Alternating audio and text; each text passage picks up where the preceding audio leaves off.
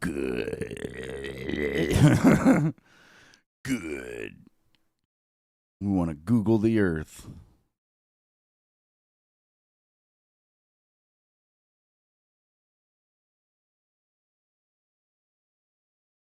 How far can we zoom out?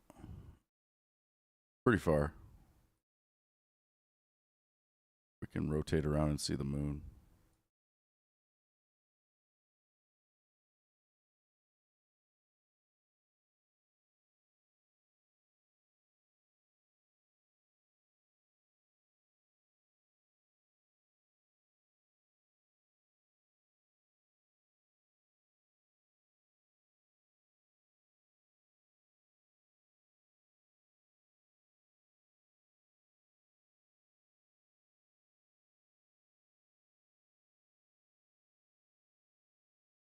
We can't add the sun.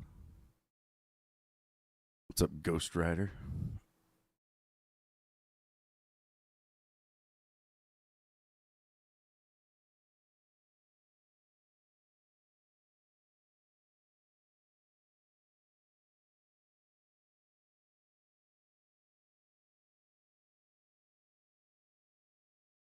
Oh, where are we?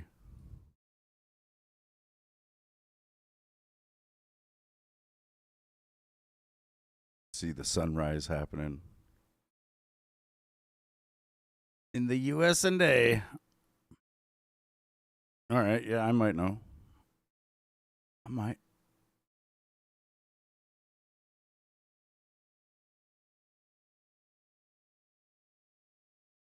Turn off the sun. There's a boardwalk cam on the internet. Would it be bad if you stream it on YouTube?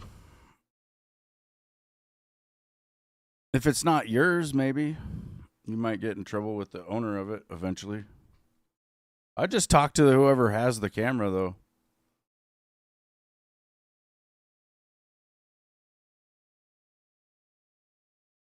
Or is it already like a YouTube live stream, Ghost Rider? What's up, Lewis? Good morning. There's this thing called fair use, where you can technically make content out of other people's content, but it's got to be done right. Like, you got to look into the fair use agreement. It's not YouTube. You might, I don't know. I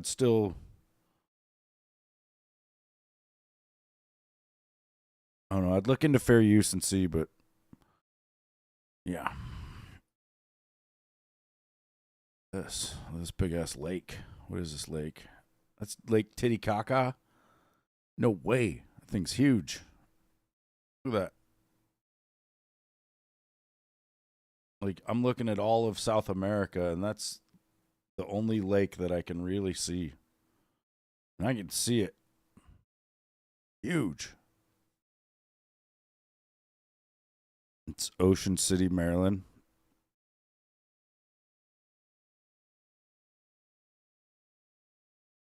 I would just, like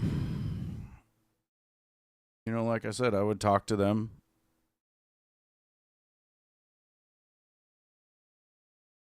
Just see what they say.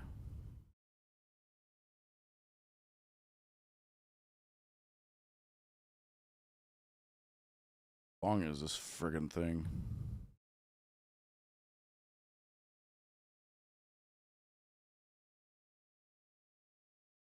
That's 102 miles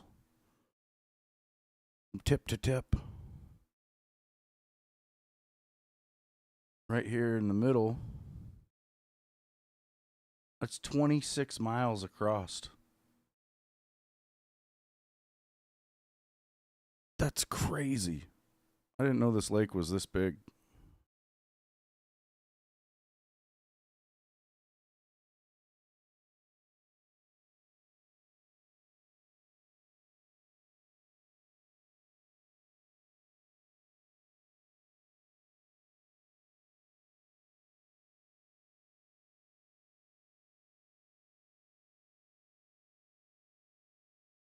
Man, I saw this video a while back where they were talking about where Osama bin Laden's compound was, and so I looked it up, and then I found it on Google Earth. He was way up in there, man. For whatever reason, I thought when it happened that he was close to the border with like Afghanistan. It seemed like he had just barely made it across the border or something, right? But actually,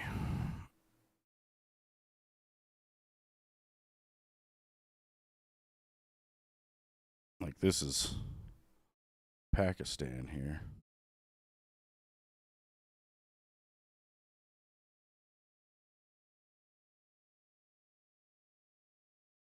Kind of hard to see the border lines, but it's right here. That's all Afghanistan. Pakistan's over here, and I think we probably flew in from like Kabul. That's where our airbase was. It wasn't too far, but it's further into the country than I thought, basically.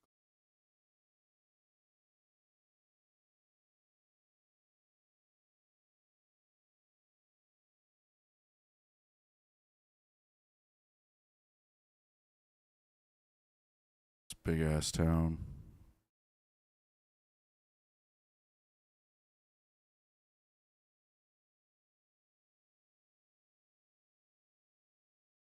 Apparently was the place.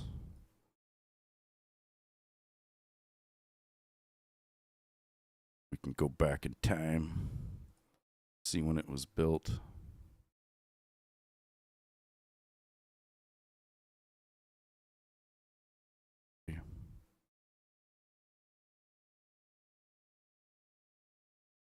No, it's not. I'll show you in a minute.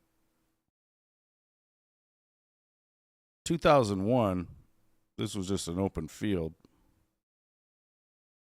And then the next image is 2010, and it's already the whole compound.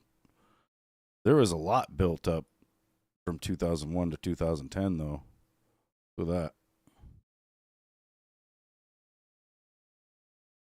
Went from mostly farmland out there to a lot of houses, and then to now. So much for the farmland.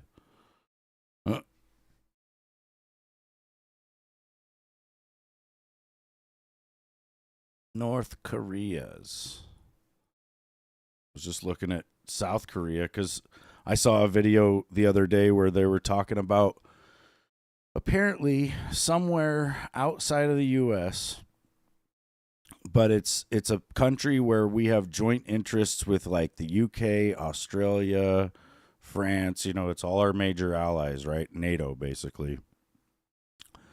Somewhere in one of these countries, but supposedly not the U.S., they found a UFO so big that they couldn't move it. So they had to build a building over top of it. And now people are trying to find it on Google Earth.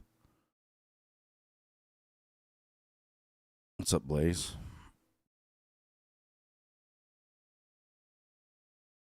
But it's thought that it could be right outside Seoul here in South Korea. Let's just zoom in on this shit real quick. Get your kids ready for school. Oh, good. Like you just zoom in. This looks like almost nothing at first.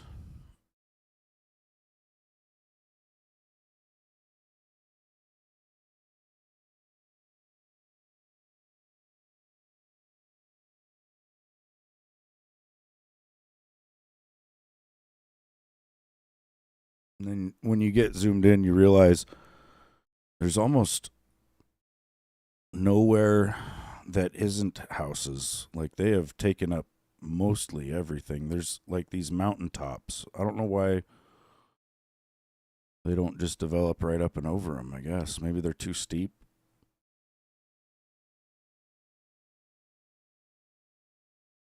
But yeah, somewhere on one of these mountains around Seoul, there's supposedly a building that looks like a UFO. This is South Korea. But yeah, North Korea is up here. I've looked at their air bases and stuff before.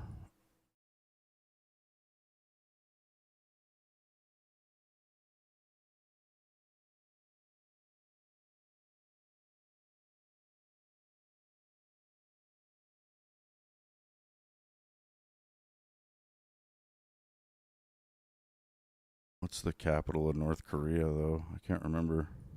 Is it Pyongyang or something? Or is that's fucking in China, ain't it? I can't remember. Fuck. Wait, it is Pyongyang. God damn it.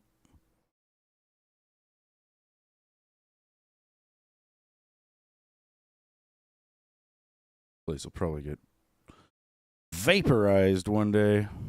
Oh yeah, the guy also said in the video that I watched, he said that the building that they built over top of the UFO was really ingenious. Like it's it's dual purpose basically, and so it's not obvious what it would be for. Probably looking at it from above.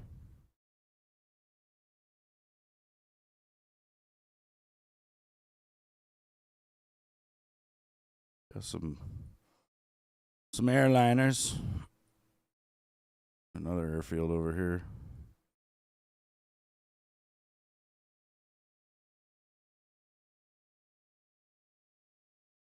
They got a lot of old shit.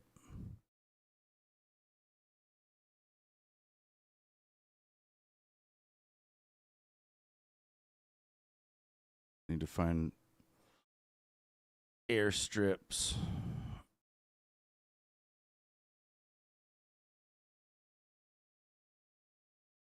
We're back in South.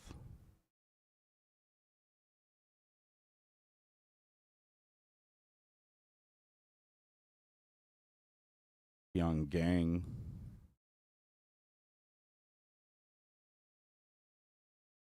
Sounded dirty.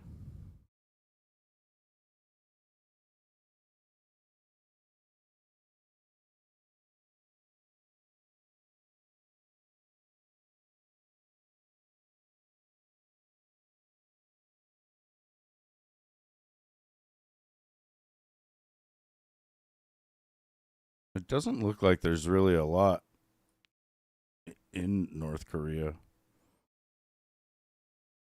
Like South Korea seems way more developed and populated. Like, let's just zoom in. Look at this big valley, I guess. That is mostly farmland. Some towns and shit.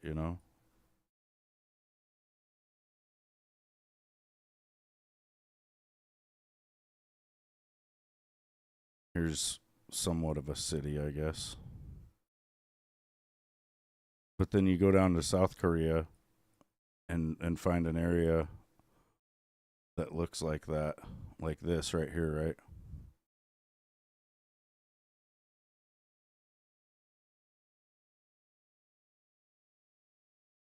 A lot more houses. There's farmland too, but there's definitely a lot more houses.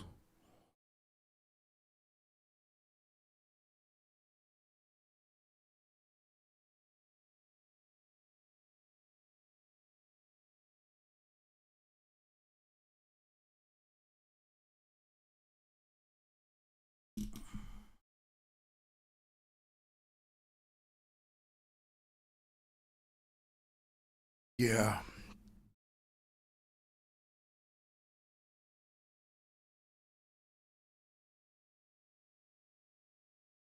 Yeah, that is crazy, Lewis. I wonder. I mean, it probably is true, but I wonder if it is. Like, I've never been to North Korea.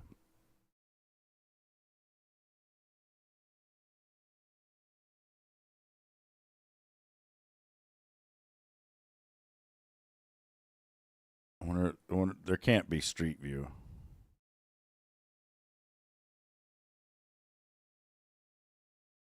Nope. No street view. That's the street they hope to drive someday.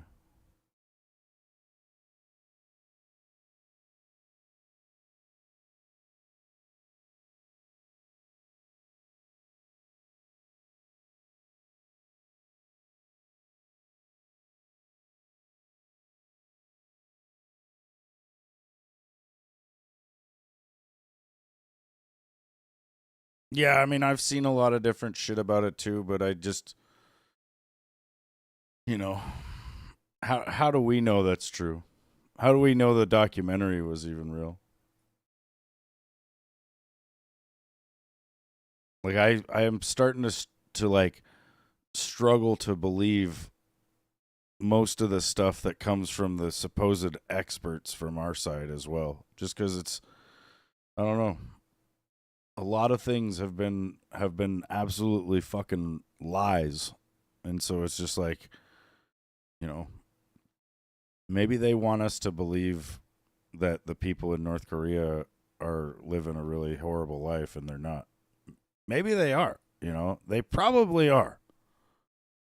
And it probably is the way they're saying it is, but you know, I don't know. Like we're not there, you know. It's like and they bring one person or a handful of people in for a documentary. It's like do you know that person? Do you really think that no street view confirms it? Well, maybe they just don't want to fucking allow Google to drive around filming shit.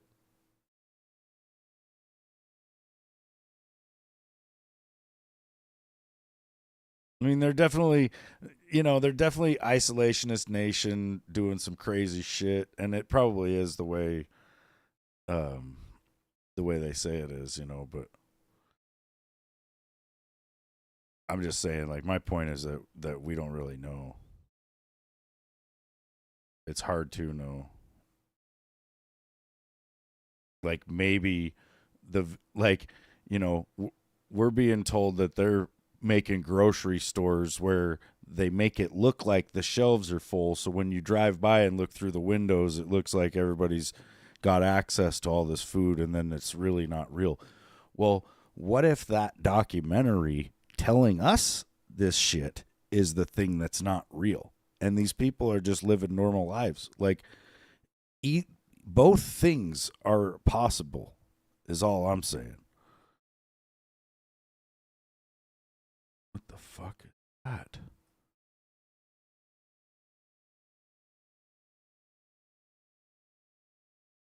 That's crazy looking. It's like a sun with a smiley face.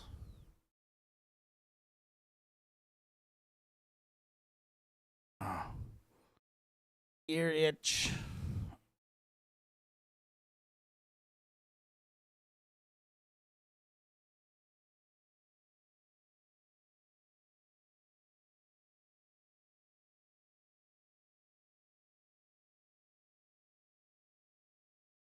Like some of this stuff looks kind of nice. You know, maybe they built all of it for the emperor or some shit, but or, you know, there probably is a lot of rich assholes as well. But I mean, look at this. It looks like a resort.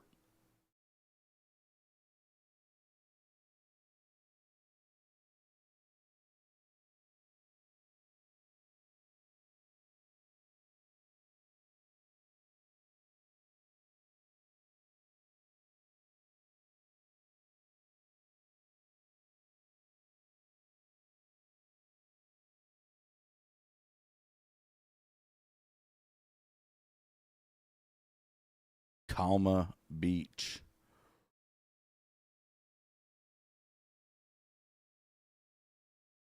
There's And here we see a whole bunch of people starving and making a sandcastle. That's pretty elaborate, actually.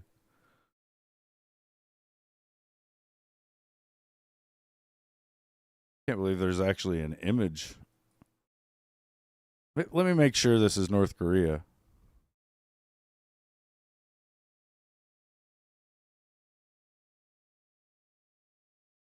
Yeah. Let's say.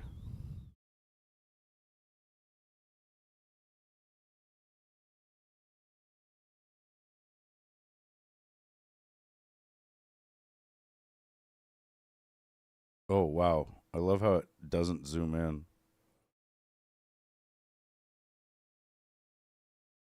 That's kind of cool.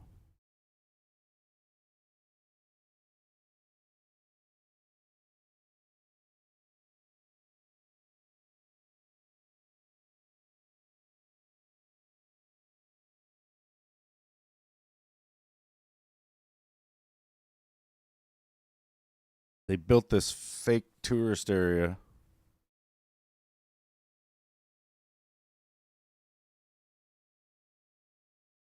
Yeah, they'll beat you to death or fucking torture you to death, probably. Or you can just run through the minefields of the DMZ.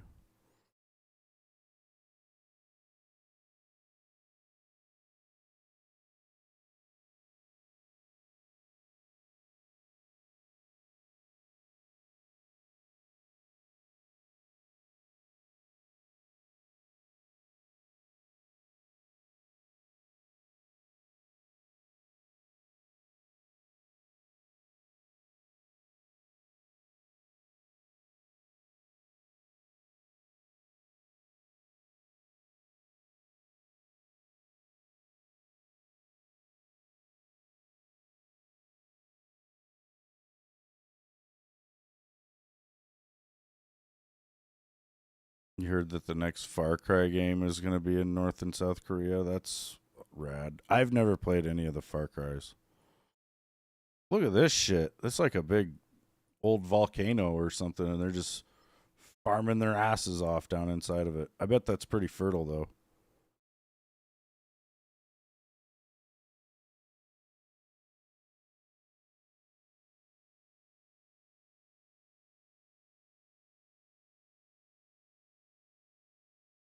This must be where the crossing is on that we see on the TV, maybe.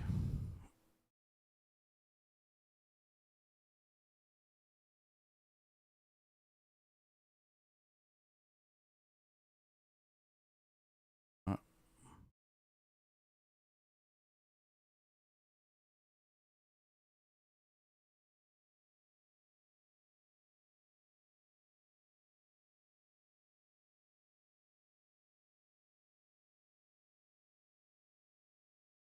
Where'd that be, though?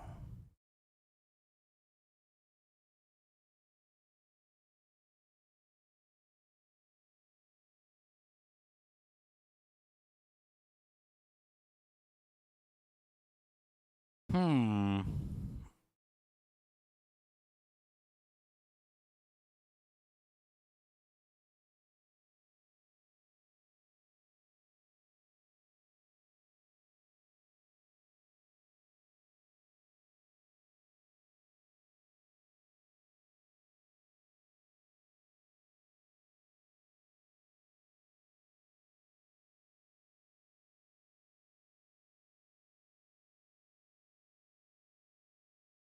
Not there. That's nasty looking, though.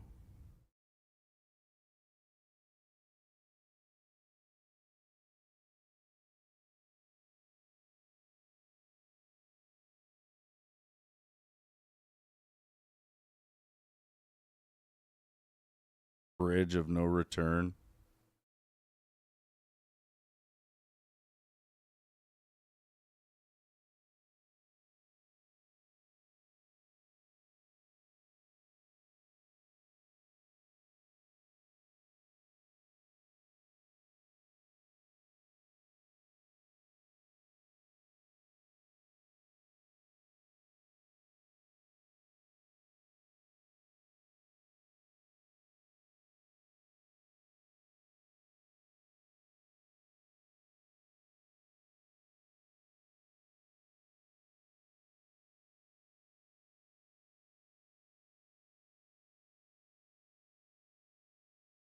We can all just be glad we don't live over in North Korea.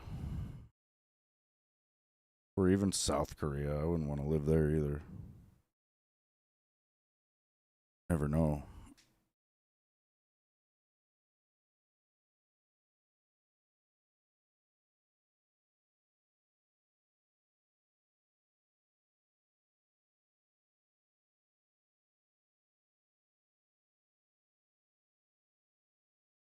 Glacier National Park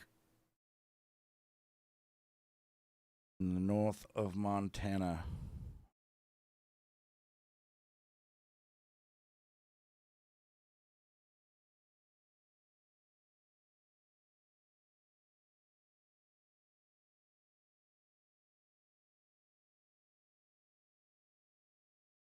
Look at this weird red streak. See how the surrounding mountains are mostly like brownish, like the actual rock, right? If you not the trees, like they're all green, but if you look at the mountaintops, they're like a mixture of like brown and gray, brown and gray, brown and gray, you know, but then you get over here and there's this band of red. And it goes quite a ways, like from way down here all the way up through into Canada.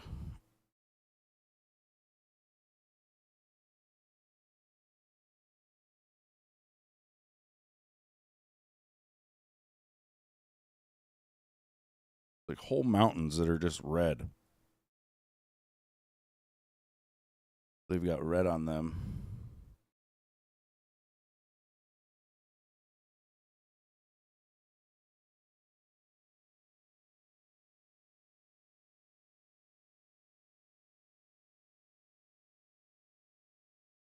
Google Earth is struggling with this shit.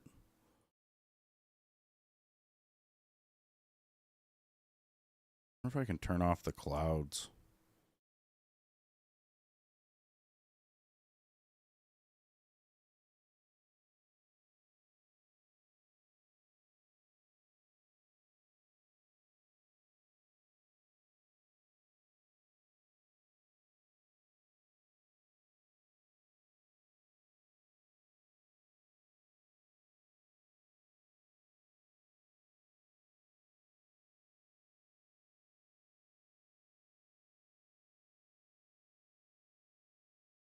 Oh yeah, look at this hidden lake. I put a picture of this in my Discord the other day.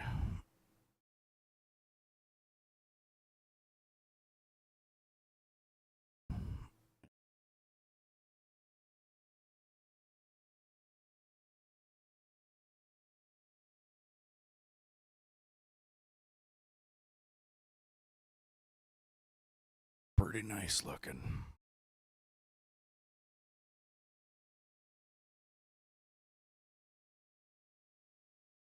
We'd just go make a cabin somewhere out there.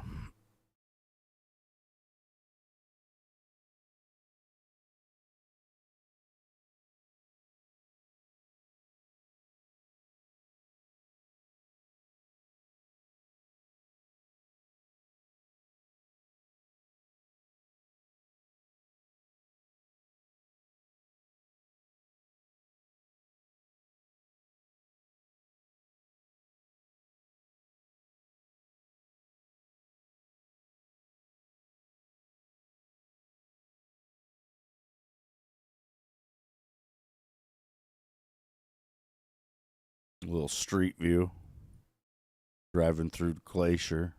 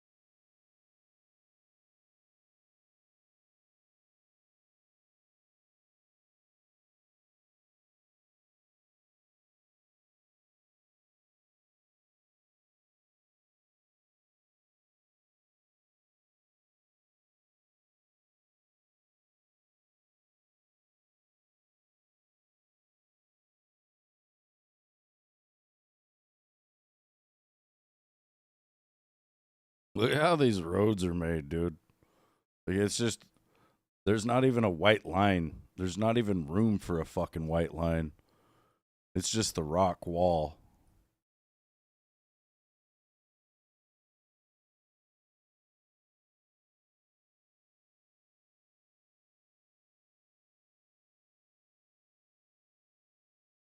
It's fucking crazy looking.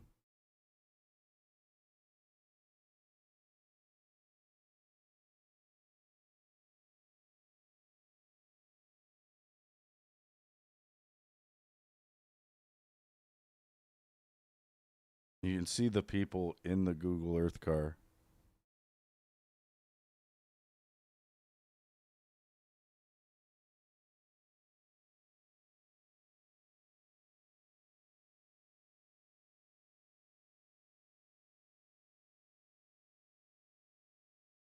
They're probably shitting themselves because look at this shit.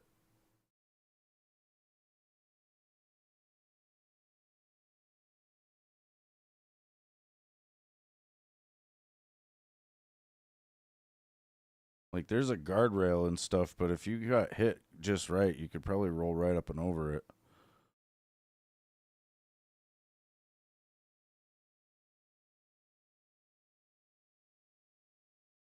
Pretty steep.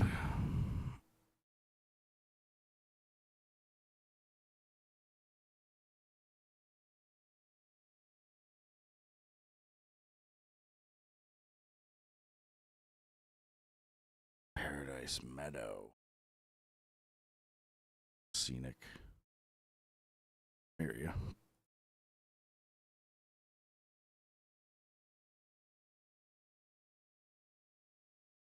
Oh. Okay. They didn't see shit. Maybe is it street view? Car pulled over.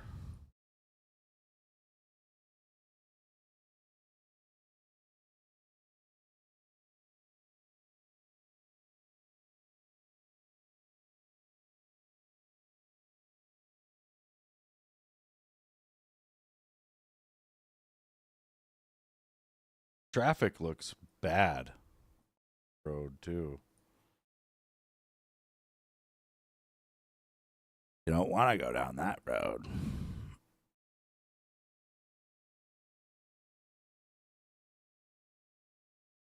It's like a different day or something. Like this right here cannot be the same day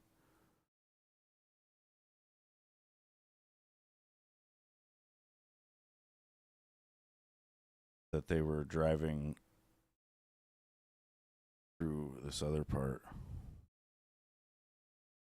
Am I Steve? Possibly.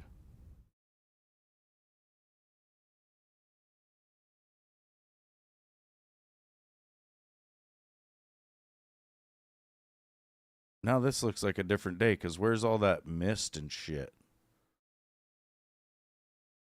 Like maybe that first day they made it to here and then it was so foggy they decided they'd come back.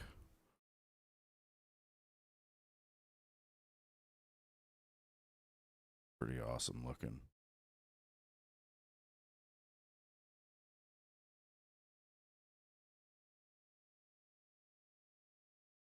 I don't know if I'm really Steve, but I have punched a tree before. I can't zoom out.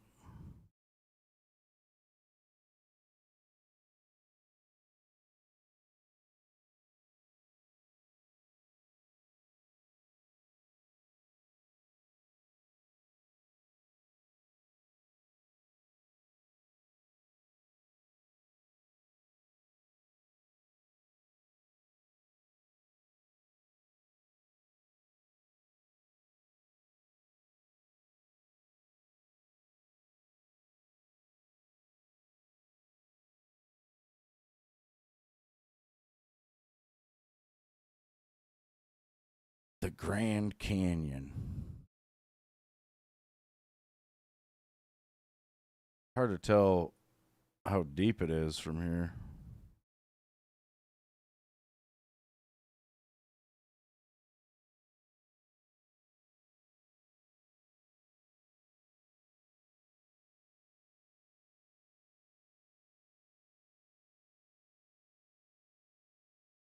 Yeah, I've never been to the Grand Canyon either.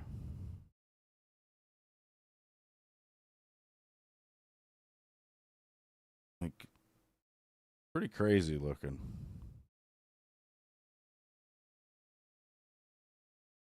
Seeing it from space.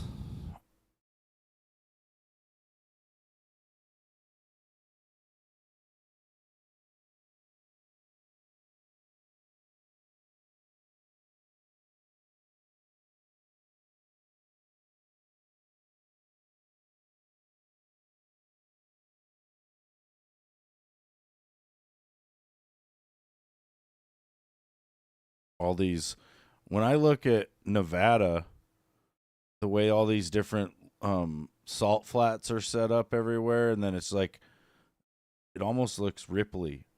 You know, all these different mountain ridges and stuff just look like a set of ripples to me.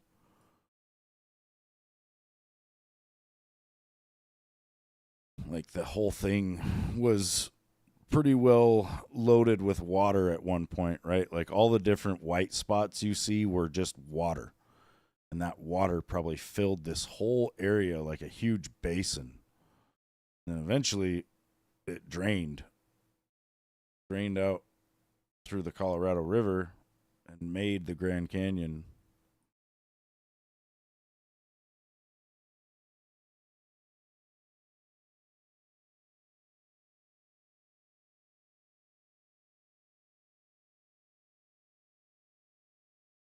And really, it was not just Nevada. It's like part of Utah. You know, the Great Salt Lake, if you really look at it, this is the Great Salt Lake. It was actually much greater at one time because it probably took up this entire area.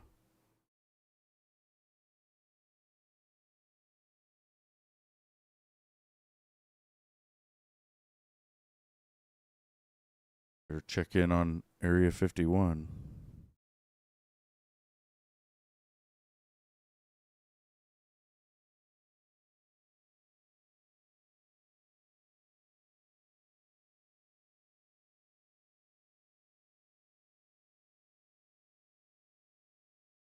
Nothing going on out there. Just, you know, it's just an air base.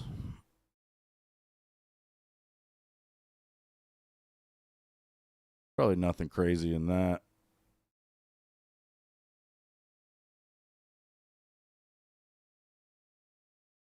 Probably nothing crazy in this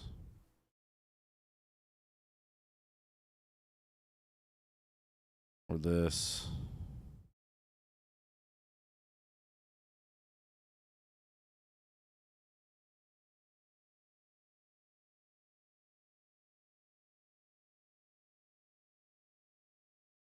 or this.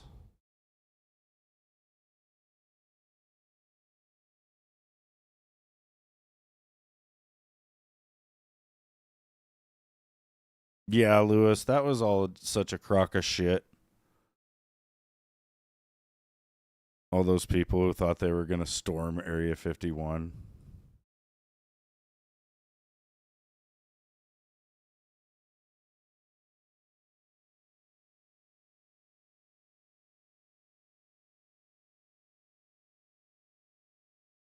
Like, just look at it on Google Earth.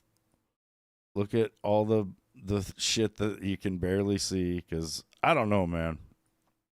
I don't even know if this shit's real.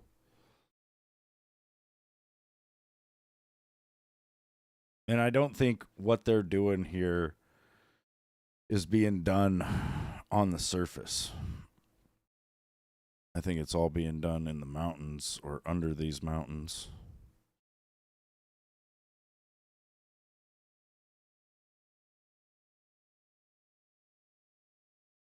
I've got this huge nuke testing range right over here just to the west. All these different nuclear bomb sites.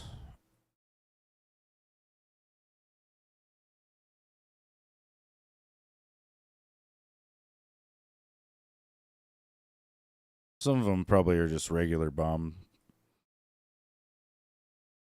Regular bums. The Sedan crater. The picture in there. Damn it.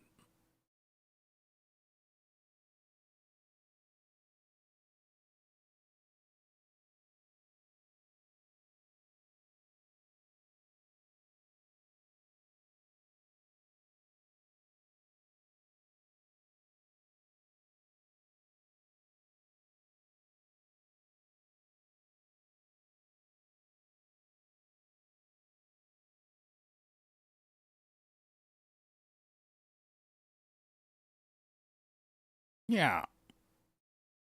So there was this, Bob Lazar. He's done all these different interviews talking about working at Area 51, and he said that he worked at a place called Area S4 and that it was south of Area 51 in the mountains. This was like 10 years ago when I saw that interview. And I jumped on Google Earth right away and started looking around the mountains. And I found this place, and it actually used to say S4.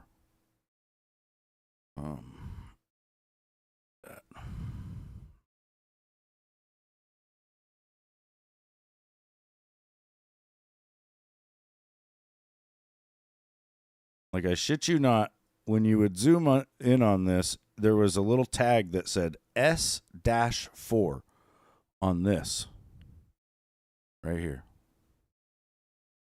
If we go back in time,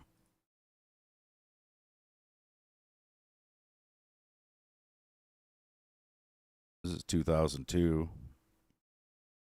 It was there.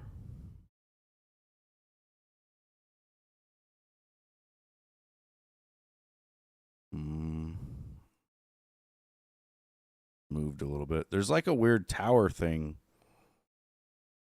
right there.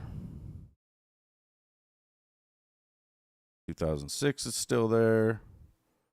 2009, it's gone.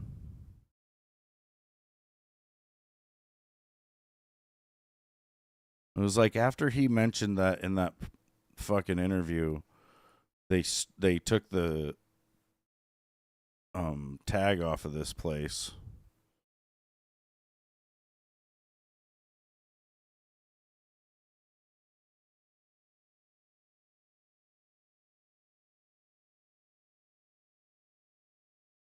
I don't know. It just seems weird.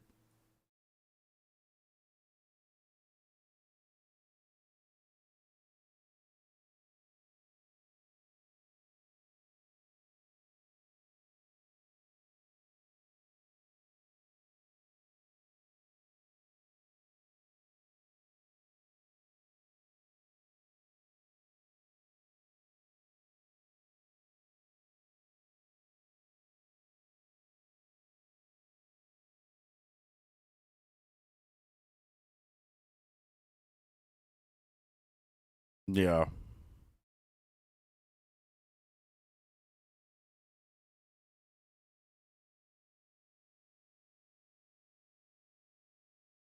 Well, I think once satellite imagery even became a thing, dude, they probably just stopped doing things on the surface. Like up till the 80s, you could probably see some crazy shit out here on these runways, but you also couldn't because you couldn't fucking do it.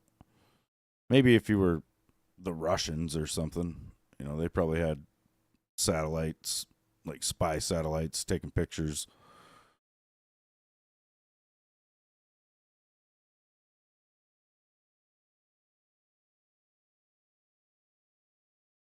It's like the Hubble Space Telescope. When that thing got launched in the late 90s or whatever, it was a pretty big deal. It could see so far that they had to change the age of the universe. When I was a kid, they were saying the universe was like fucking I don't even know. It was like 7 or 8 billion years old or something, or 5 billion. They didn't have any clue basically. And then when they launched Hubble, they were like, "Oh man, we can see way further." And now we think the universe is like 13 point whatever billion, and it's kind of stayed about where they can see with Hubble, but now that JWST's been up there for a couple of years, they're starting to question that, right? Because at the farthest limits of where that telescope can see, they're seeing galaxies that are developed further than what they should be. They're expecting to see like the beginning of the universe or some shit, but instead they're seeing galaxies that are really well developed, so it doesn't make any sense. But either way, when they launched Hubble in the 90s, they also launched like 7 other telescopes that were like copies of it, and they're all aimed back here at the Earth. So, let that sink in. And that was in the 90s, dude. Like, what have they been sticking up there now? They got shit. They got satellites that probably take better pictures of our faces than our phones can.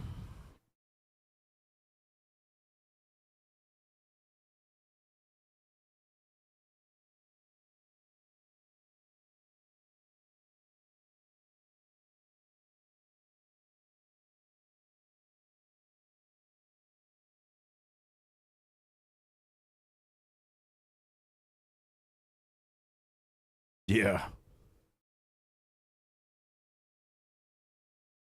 Yeah, well, yeah, they probably have shit we don't even want to know, shit we've never heard of, shit that doesn't have a name in our fucking society yet because it just hasn't been used in the public sphere, so that no one knows. Like, think about before the nuclear bombs were actually unveiled and dropped, no one in the general public knew of that term or used that term. Like, that just wasn't a known word. And all of a sudden, there's a whole new fucking phrase being spoke of.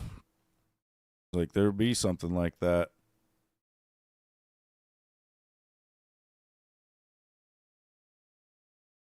We'll have something like that again. Some crazy fucking weapon.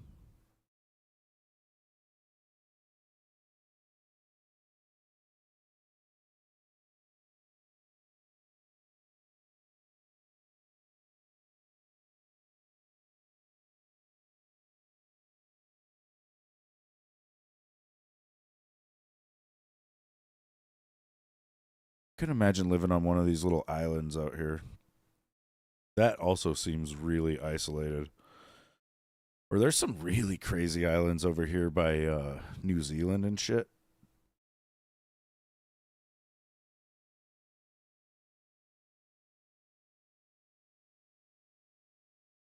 They're just in the middle of fucking nowhere, though.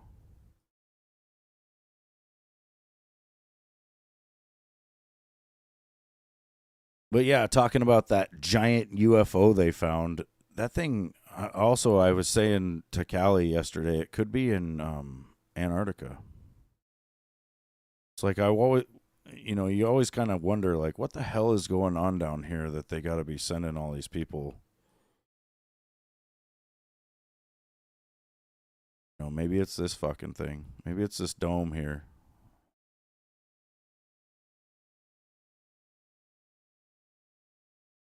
Like, they made this huge research facility, quote unquote.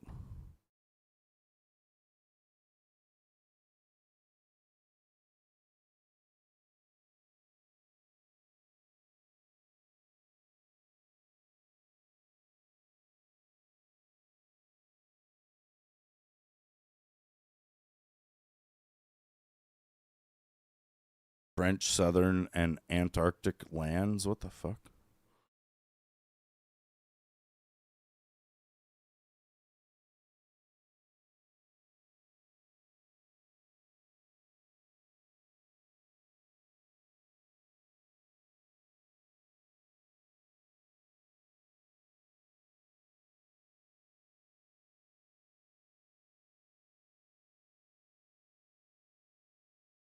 Pretty good imagery of this.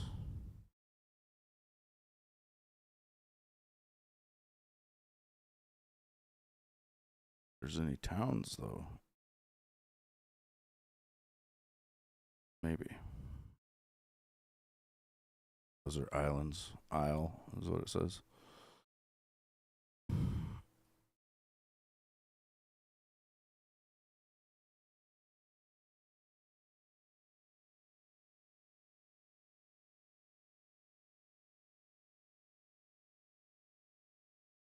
Wow, there's just like a couple buildings here.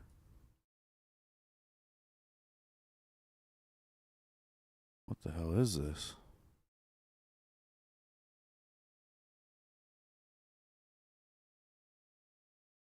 I don't know, Lewis. I haven't heard about a big hole. Well, not there.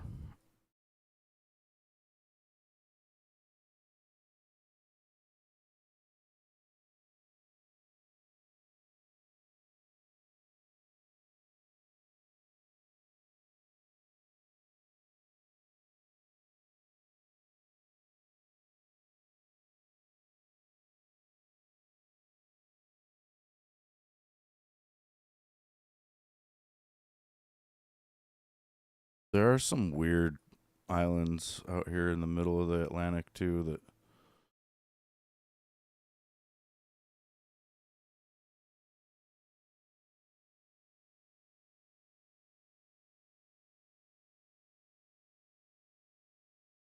Goff Island.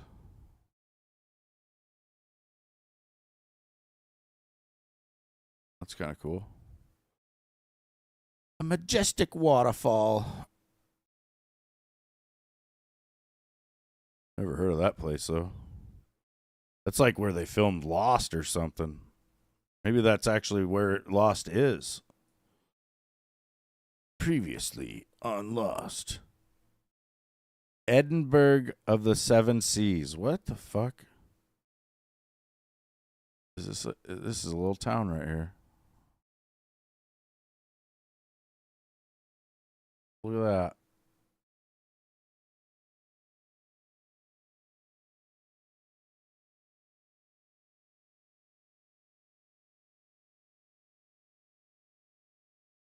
I'll find these places like this and then I'll look it up on Google Earth and be like, holy shit. Or not Google Earth, but YouTube, and see a video and be like, wow, this is actually real. This is a volcano though. There's a lava field, it says right here next to the town. That would be sketchy. I suppose if it erupts, and it's too bad, you just move your town, a little bit over. Inaccessible island.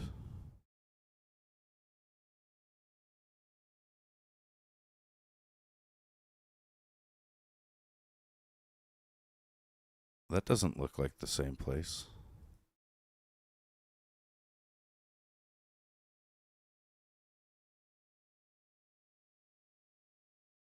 Maybe the rocks are just so bad. No, that doesn't look. That's like a beach right there.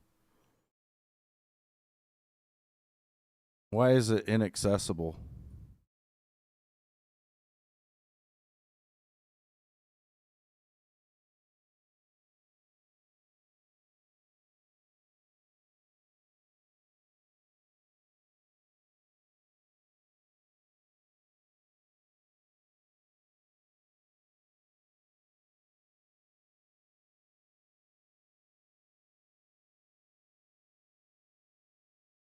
Maybe that's why.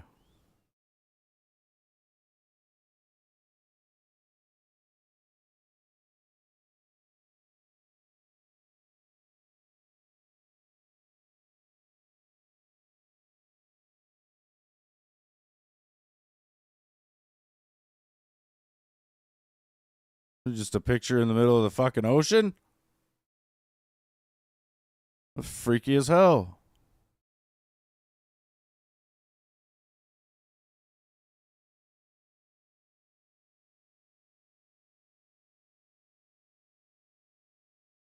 Oh yeah, Ascension Island.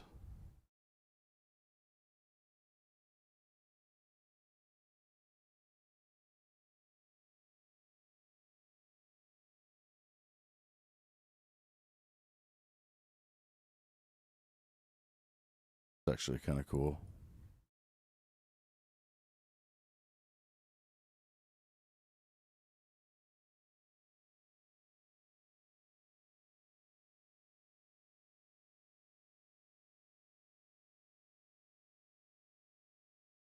Cat Hill.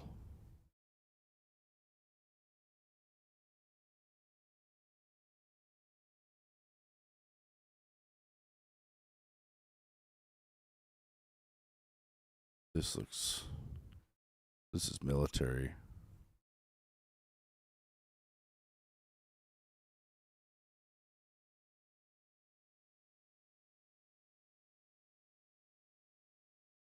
It's like a British base or something.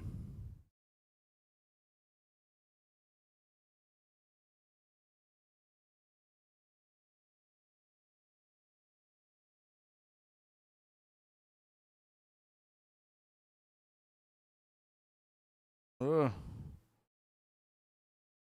or another weird ass place is Diego Garcia.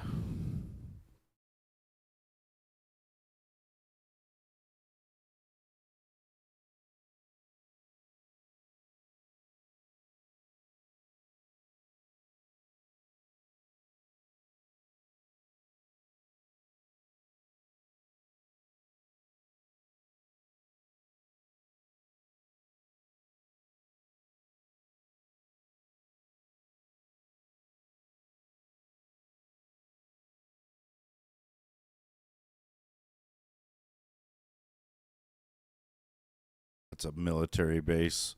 It's like joint U.S. and British. It is in the middle of nowhere.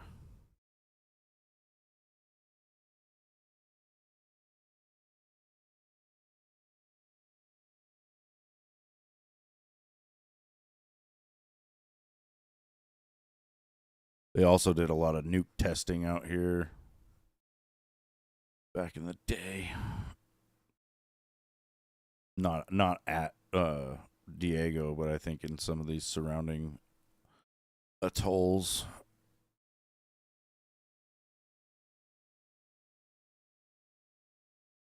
They turned tropical paradises into shit. What is this? This is like Sea of Thieves.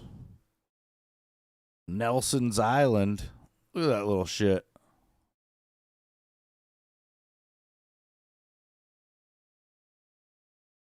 Dude, is there fresh water? Probably not. Looks like you get like a couple of feet of elevation.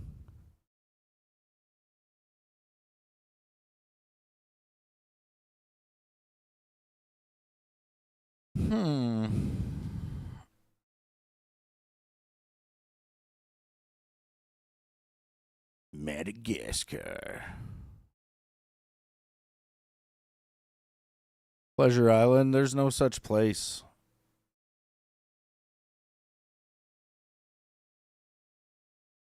Reunion Island.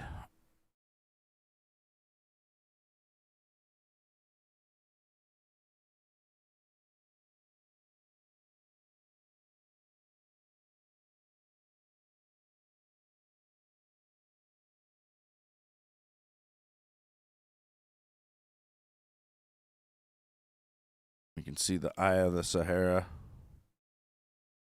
right here.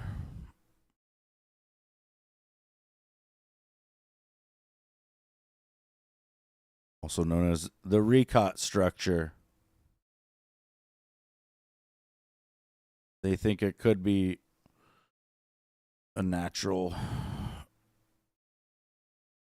thing, or it could have been man-made somehow. Just look at, like, I feel like the whole of North Africa was swept with water at one point. Like, a huge amount of water came up and over this part of the continent and went, like, this way and then west. Maybe it's just the wind, but I swear you can see like a pattern here, like a flow pattern, I guess. There's lines that go right to the ocean. Rips right across there.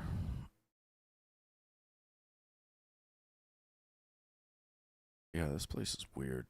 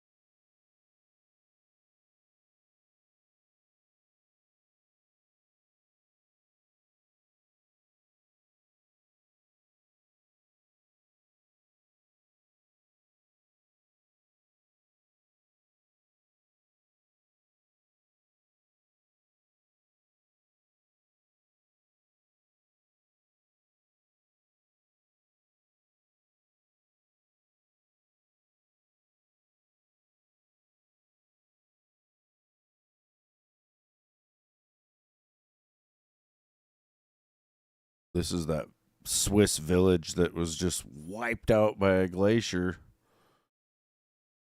Breaking off, I guess. It was up here.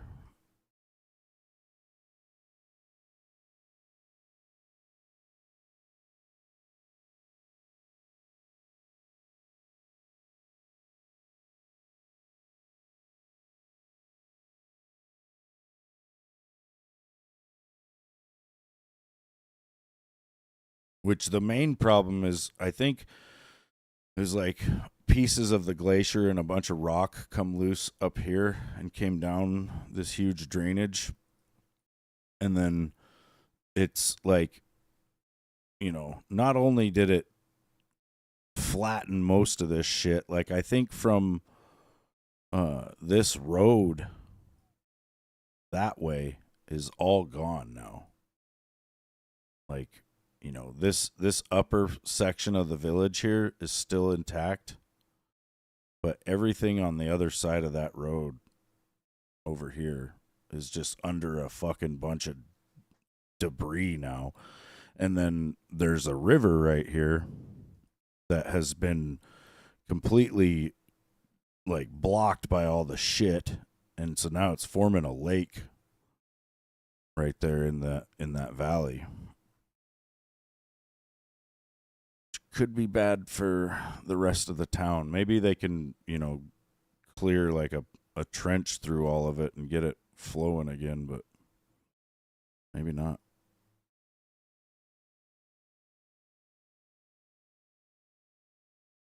There's a hell of a lot of glacier still up there too. It's weird seeing it up on top of the mountains, right? Like, how is there like miles thick of ice on top of mountains?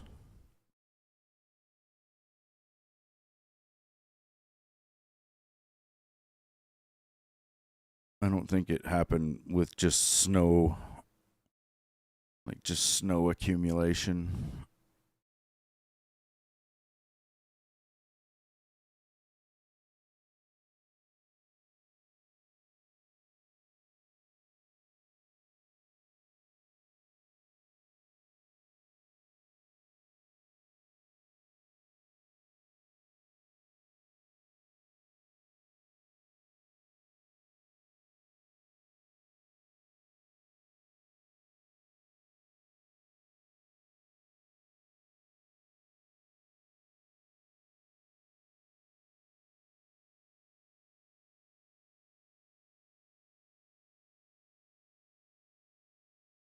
Pretty crazy looking. I didn't realize Switzerland was there. For some reason, I thought it was like up by Sweden and Norway.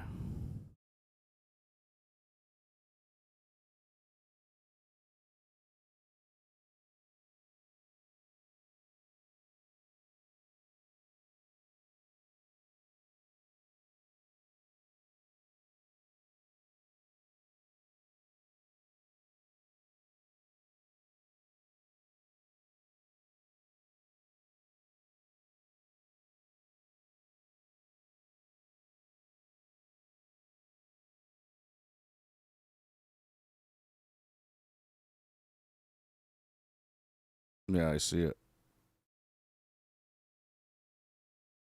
I see it.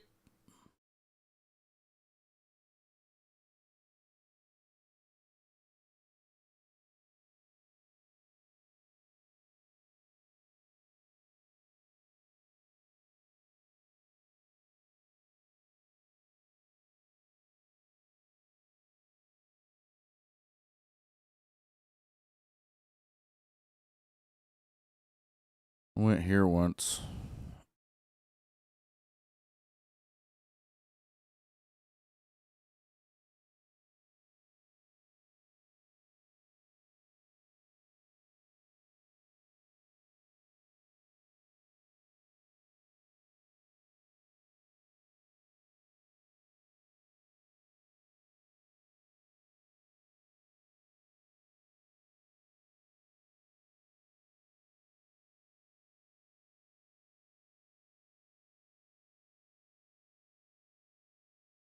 Palma.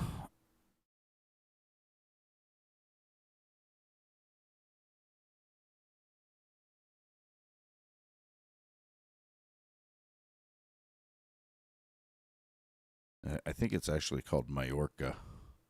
The Palma's the town, like the main city. There's also where's it was like Magaluf.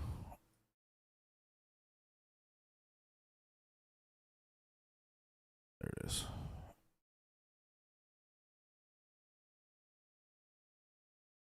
That was really nice over there too. It was like when we went there.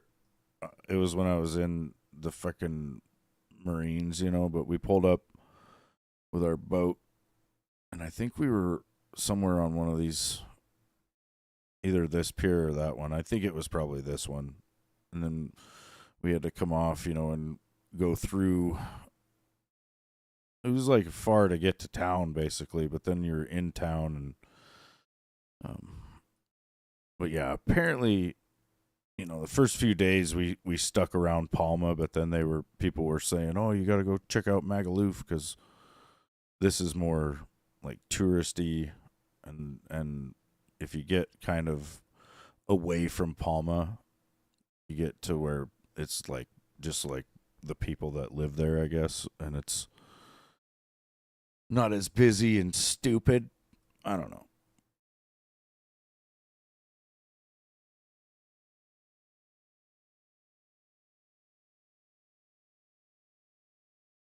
It's a pretty cool place though. Fucking expensive though.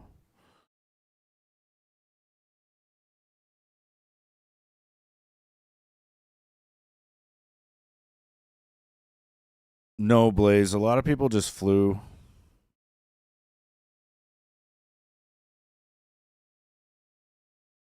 It depends on your unit, I suppose.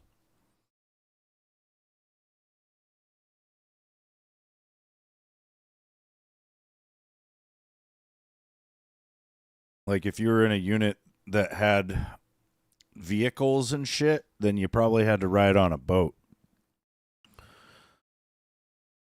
I mean, they can fly some vehicles and stuff, but.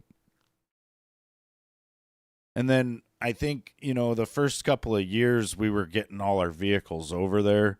And I think, you know, there was probably a lot of buildup in that way. And then after a while, it probably got to where most people were flying over there. But yeah, when I went, we had to get on a goddamn boat in North Carolina, and then right across through the Strait of Gibraltar, through the Mediterranean Sea, through the goddamn Suez Canal, through the Red Sea, through here, up around here, into the Persian Gulf.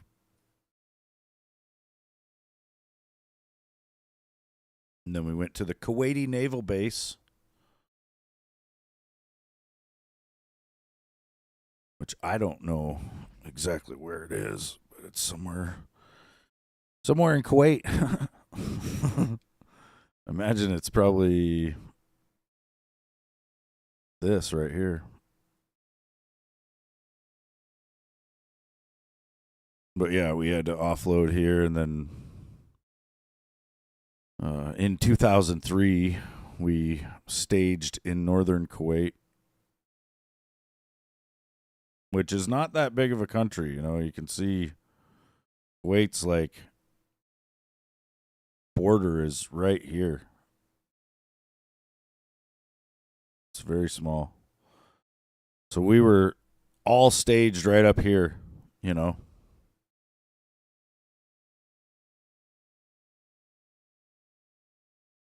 And then we waited about a month to see if we were actually going to go to war, because, you know, Bush was giving Saddam an ultimatum of, you know, not going to war, basically. But so we weren't even sure if we were actually going to invade or not. But then we did. I don't know exactly where we crossed in, but I know for like the first day or so it was pretty much open desert. So I'm assuming we were somewhere around here. You know, we pretty much went like this way.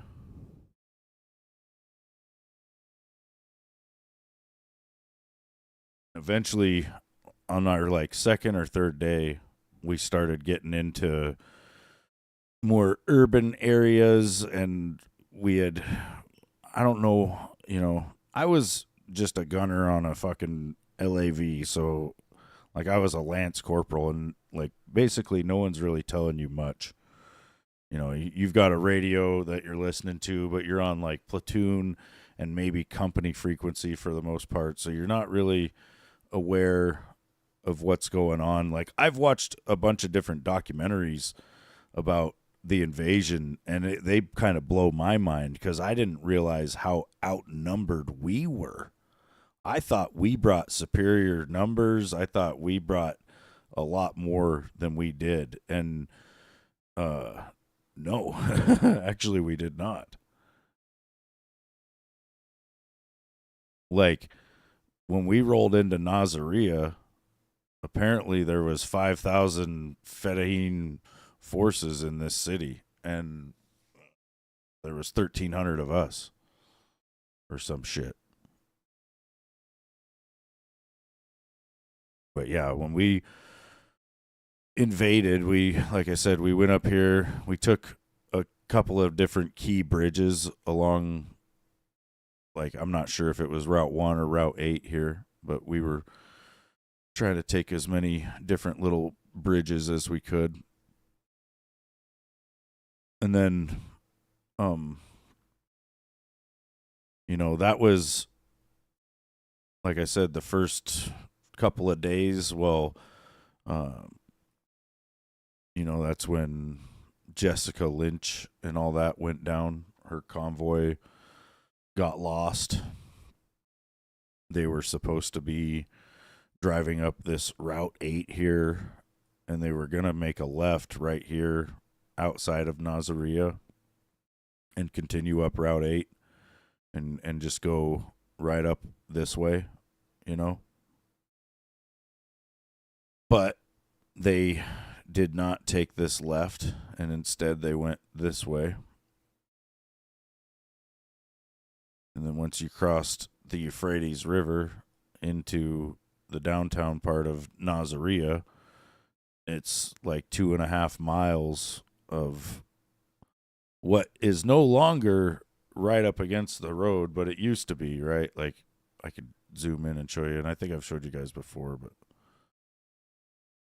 you can kind of see where there used to be a lot of buildings, even on both sides. There's a lot missing that was there, but it was pretty well socked in, you know. Like all this was different buildings. You can kind of see the outlines of them.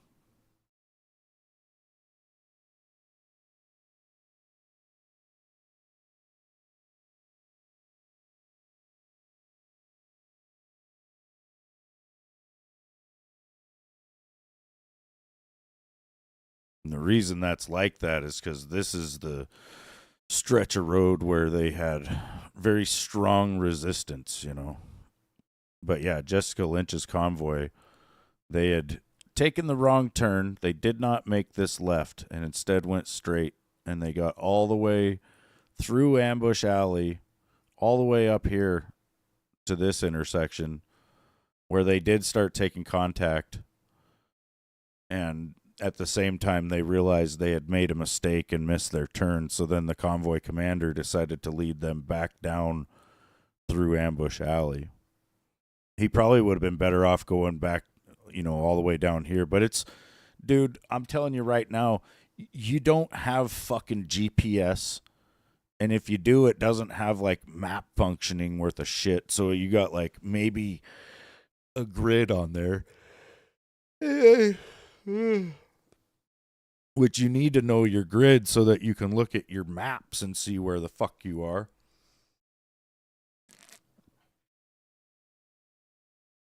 But looking at something on a map and then looking at it in real life for the first time is totally different. So I don't blame this guy for leading them astray.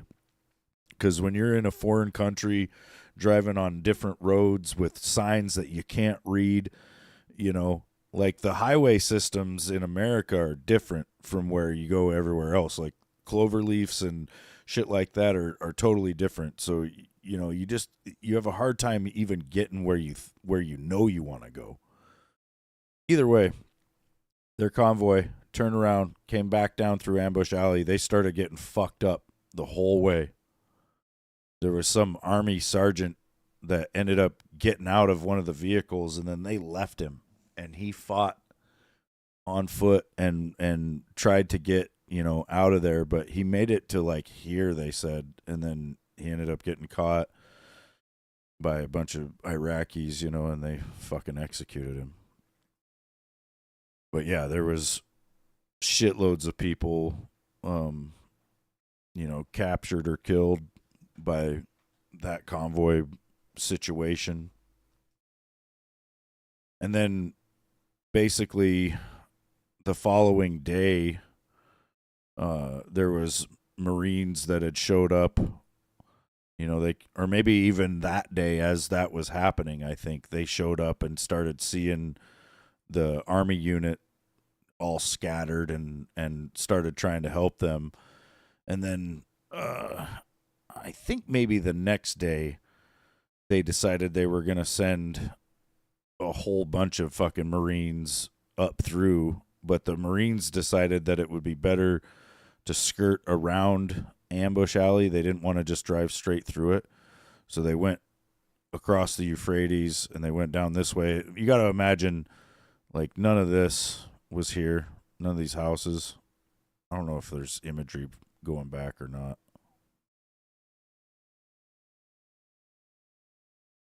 And you can even see this is 2011.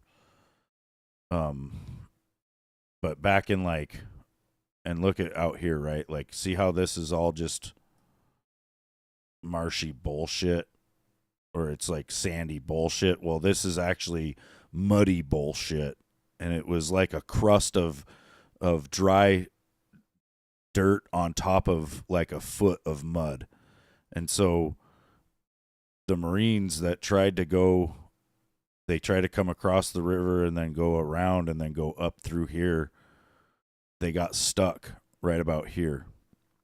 And they were also taking contact, you know, and it was just a shit show. some of the vehicles actually managed to get unstuck, and they got all the way up to the northern canal here, and then they made their way over to Ambush Alley and decided fuck it and started driving down Ambush Alley. The Marines that were able to talk to their air assets were here. No other Marine in that unit had comm with their air assets, right? And there was Air Force A-10 Warthogs flying over, and they could see the fucking Marine AAVs driving down this road right here toward these guys, right? Mind you, they're miles away, but they're coming in their direction. And these Air Force guys are so fucking trigger happy and so anxious to shoot and kill somebody that they're calling on the radio and asking this fucking guy if they can kill these motherfuckers. This guy, because there's so much like electronic interference in this huge city, he cannot get calm with these dudes or these dudes. So he doesn't know that he's got Marines here. Right? And the only persons that see these guys are the Air Force pilots flying overhead in their A-10 Warthogs. And what they're seeing is a Marine AAV. Let me look that up so you know what we're talking about here. Because they're like a fucking school bus. This.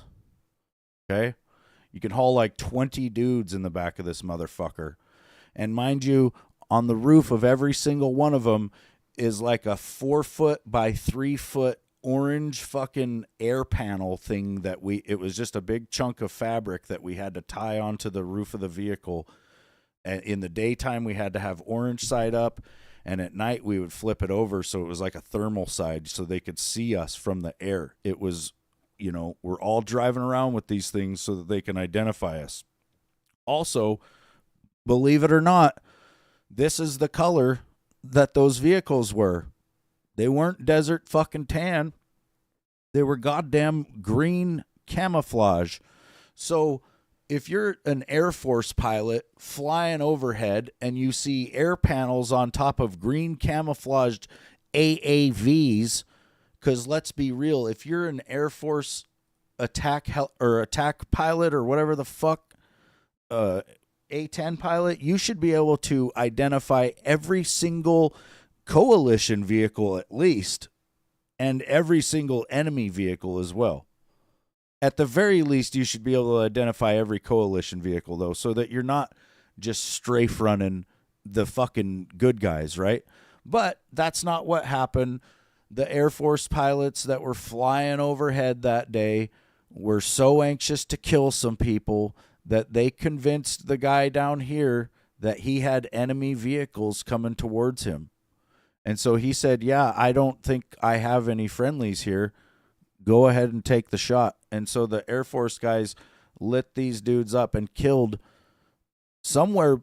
It's funny because this is in Wikipedia, right? Somewhere between 1 and 21 dudes.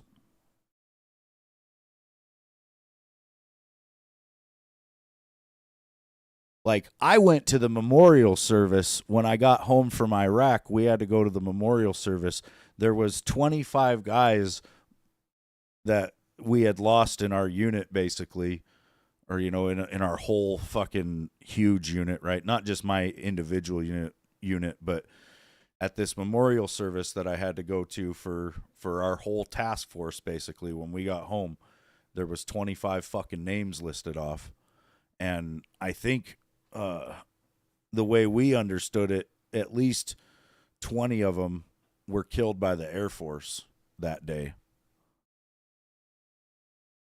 So yeah, bad fucking day, basically. And then there was also, you know, not only was the Air Force trying to kill these guys, but there was a shitload of Iraqis as well, shooting RPGs and everything else at these fucking guys. Like, I had a neighbor that was in that unit of AAVs, like he was actually one of the AEV crewmen, and he said they started into that town with 13 tracks and they come out with one, like 13 vehicles. Those big, they call them an Amtrak, that AAV. Yeah, they went into that town with 13 of them and come out with one. And then the day after that, well, that night, basically, like as the night was falling, my unit was rolling up right here. And there was we had a huge fucking base that we were starting right out here. And then, we thought we were going when we first got there. We pulled up into this spot and they told us we had 30 minutes and then we were going to be escorting fuel trucks through Ambush Alley so that they could get to some tanks that were stuck. They were basically we were going to escort fuel trucks all the way through to the top, and then they were going to come over here and refuel the tanks so that they could get the fuck out of there.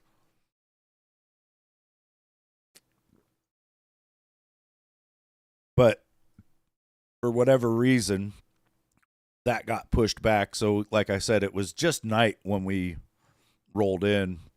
Or maybe it had been dark for a while. I can't remember exactly. But either way, I know it was really dark when we got here and they told us we were going, but then we didn't, and I had prepped my cannon. I had everything good to go. I was ready for the fight, basically. And then this was like day 3 or 4 for us. We had been going nonstop at this point, and I think they knew we were all kind of like on the edge of falling out, and so they gave us the night, basically. I don't really know. Maybe our commander passed out. I'm not sure what the fuck happened. All I know is I had prepped my gun. I had the turret, the cannon all ready to go.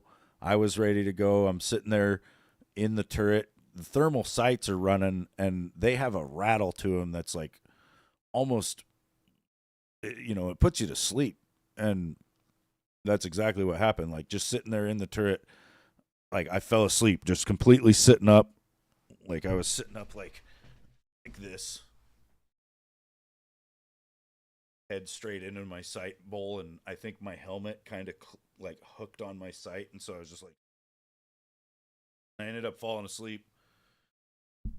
And I don't know how well you guys could hear me right there, but either way, I was sleeping until it got light, and then they were like yelling, "We're going!" And I mean, we were, as soon as the vehicle started, I woke up basically, but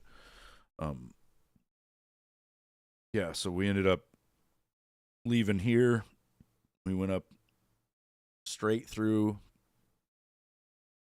Ambush Alley, and then we went all the way up to this intersection, and then we got stuck there for about 2 days because of a fucking sandstorm. What's up, Pie? But yeah, it was fucked. Well, and yeah, it's I don't want to try to glamorize war or make it seem like any of it was cool or fun, because it really wasn't.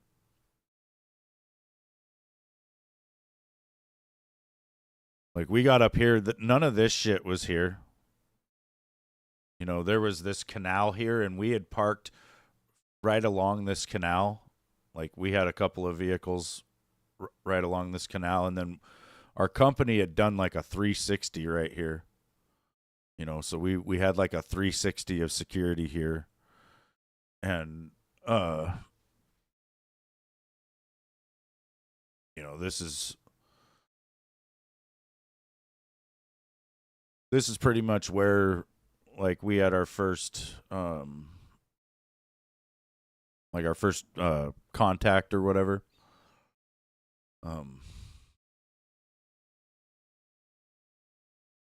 Like I said, we had a sandstorm hit us and it held us here for a couple of days, but it was like the first day we pulled in, we were sitting here, and I think like we were successful in escorting the fuel trucks so that they could get to the tanks and everything. And then when the tanks got out of the mud, they ended up coming up here with us. And then when the tanks got online with us, they started shooting at like, I think it was it was probably like these buildings up here, maybe these ones. It's hard to say because I know this is all grown up a lot in the years that have passed, right? But and I can't really entirely remember, but I know we were along this canal and we were pretty much just facing north, and the tanks had come up online with us and they started shooting at a row of buildings that were out there at our front. And I ended up listening on the radio, like, because we were stationary and not really on any kind of particular mission, I was able to mess with the radios and actually change the channel on them. And so as we were sitting there watching these tanks shoot at these buildings, and it might have been,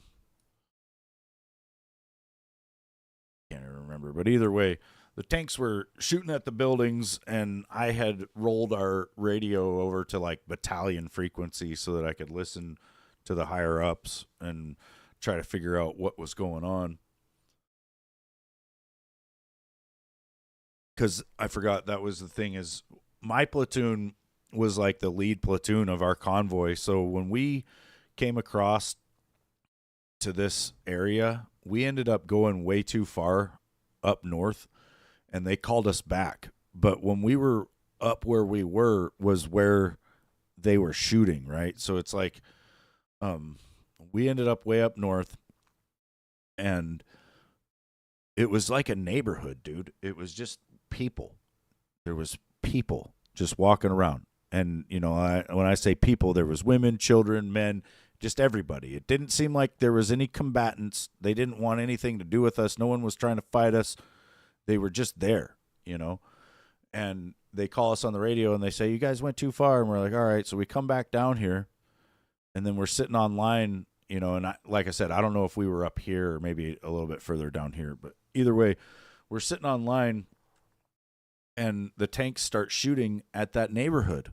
And so that's why we wanted to know what was going on, because we had just been in that neighborhood and it didn't seem like they were fighting, or at least fighting us. And so I switched to battalion frequency, and I could hear them saying that they had been taking a lot of fire from that area at night, or, the previous nights.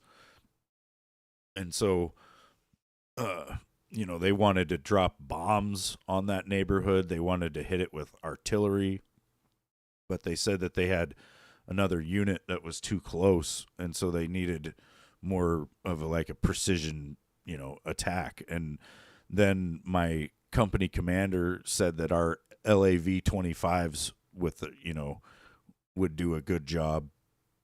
And so I heard, whoever he was talking to say, yeah, go ahead and do that. And then I heard the company commander call up on, company frequency and tell my lieutenant that my platoon had to engage that neighborhood. And then he said over the radio, well, we were just up there, and it was mostly women and children. They didn't look like combatants. And the captain came back over the radio and was like, no, you need to do it. Doesn't fucking matter, blah, blah, blah. And then my lieutenant argued again and was like, well, I really don't think we should do this, blah, blah, blah. And then this other lieutenant that was like the second in command of our company, he came over the radio and he was like, they're just fucking buildings. Fucking shoot them. And, but we had been up there, and it wasn't just buildings. There was people. But we had been given the order, and that was that, basically. And then my lieutenant came over platoon frequency, and he told all of our vehicles to engage this row of buildings that was at our direct front, and That order came down to 4 of us. Like there's 4 LAV 25s in our platoon. There was 4 gunners, myself, and 3 other guys sitting in the exact same seats, just in different vehicles, sitting there looking through a sight system, holding on to a joystick out of like a fucking attack helicopter, and you're told fire and adjust, and on the F of fire, there should be rounds down range.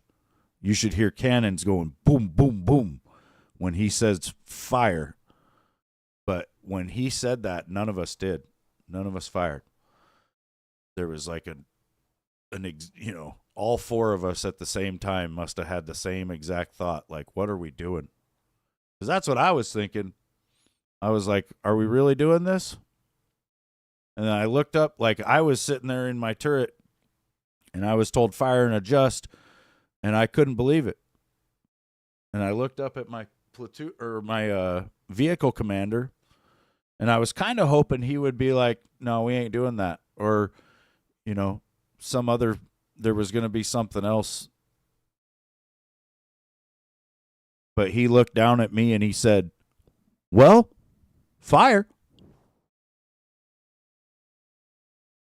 And then I stuck my head back in the sights and I yelled on the way, because that's what you do. And then I did it.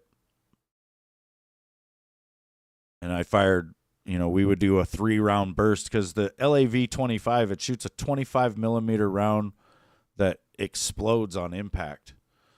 It's like, it's flying as fast as a bullet, but it's got the explosive radius of a grenade on impact. Like there's this thing in the Marines called a Mark 19, which it's a 40 millimeter grenade launcher, and it shoots an actual grenade that also has a very similar explosion radius to the 25 and a normal grenade, I guess.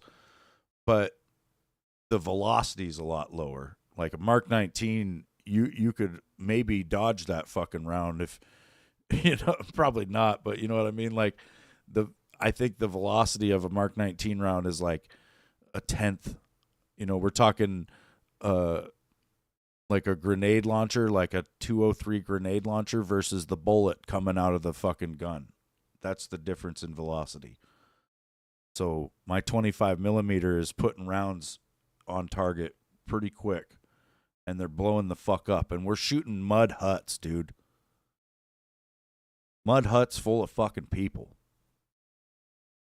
And they had us, walk down like a whole row of buildings. It was like 8 to 10 fucking houses that all 4 of us gunners put, 2 to 3 bursts into each. Like we lit that place the fuck up. And it wasn't that long, it didn't take that long to do it. Maybe a minute or 2. And that was that. We didn't even go over there. Then the sandstorm came and we got stuck there for the next day or 2. And then we had to drive back down through Ambush Alley and get back here to the fob, which they decided we would do at night. And, we left our spot up here and started driving through here, and our higher-ups had this great idea that they were going to drop artillery along the route. As we drove along the route, they were going to drop artillery ahead of us so that it would, scare the enemy away from the road as we were coming through. And the artillery guys, I guess, underestimated how fast we were going to go, because at about halfway through Ambush Alley, we caught up to the artillery and we had to stop. And we're watching fucking shrapnel ripping across the road up in front of us as they're dropping artillery. And it's, You know, it's amazing what you can see in thermal sights, let me tell you. But, you know, as a result of us slowing down and coming to a stop in the middle, the enemy was not deterred. And they, in fact, came out and tried to take us out, which they only got, like, there was a trailer on the back of one of the trucks that they blew off with an RPG. They shot a bunch of other vehicles, you know, but nobody got hurt or anything. And then we managed to get through to this key intersection, you know, this fucking intersection. I wonder if there's street view. That'd be crazy. This is where I had a pretty insane firefight. I doubt it. There can't be street view here. It's fucking Iraq. Of course not. But yeah, that night, like I said, we're coming through Ambush Alley. We're catching up to artillery, so it's blowing up near us, which is fucking scary, you know. And then the enemy's trying to shoot us, which is also fucking scary. And then we managed to get through there. My platoon, like I said earlier, was the lead platoon. So as we come up to this intersection, my 4 LAVs of my platoon stopped. It's like I was the last LAV, so I was about here, then we had one here, and about one right at the intersection. There was not an actual big bridge or anything like they're building now. It was just like a 4-way road. But, you know, we stopped here, and we were going to provide security for this intersection so that the rest of the company could just drive past us. And then they were supposed to just go down the road into this area here where we had a huge, you know, it was a FOB basically, or forward operating base. It was like our regimental main, basically. Like we ended up setting up a huge base here. I don't know if that's what this is. I can't read Arabic, but, you know, when I was here in fucking 2003, we had a huge base right here. There was also over here these big fucking spheres of oil. One of these motherfuckers was on fire when we rolled in, and it stayed burning for weeks. But anyway, so yeah, we're providing security on this intersection. The whole company starts to roll through our little cordon or whatever, you know, and they're pushing down the route. And when they got to here, this is an overpass going over these railroad tracks. It's kind of like a hill on the highway, right? They were at a high point. Well, the Marines that were here were taking contact from the city, and then also, you know, this is where Jessica Lynch's convoy had ended up as well, right? Like when they got the fuck out of Nasiriyah after taking all that contact, they ended up down here, and I think that might have been why the FOB was set here to begin with. And then the enemy that had been fighting them was chasing them like out this route as well, I think, right? So the people who were here were taking contact from the city, and they were expecting it from everywhere north, basically. So when our unit started to come in from the north, these guys that were here started shooting at the Marines that were up on this fucking bridge, which was dudes in they were in my company, just in a different platoon. So the Marines that are up here on this bridge start taking contact from here. They start shooting back. So you got Marines here shooting at Marines here, and they're shooting at them, right? And then at the same time, we actually did take contact from some enemy in this fucking creek or whatever, this ditch, like our 4 vehicles. I was aimed off this way because being rear vehicle, I'm supposed to be looking the opposite way of where everybody else is. So that's pretty much what I was doing. And then my front vehicle was here. That was Sergeant Keisler.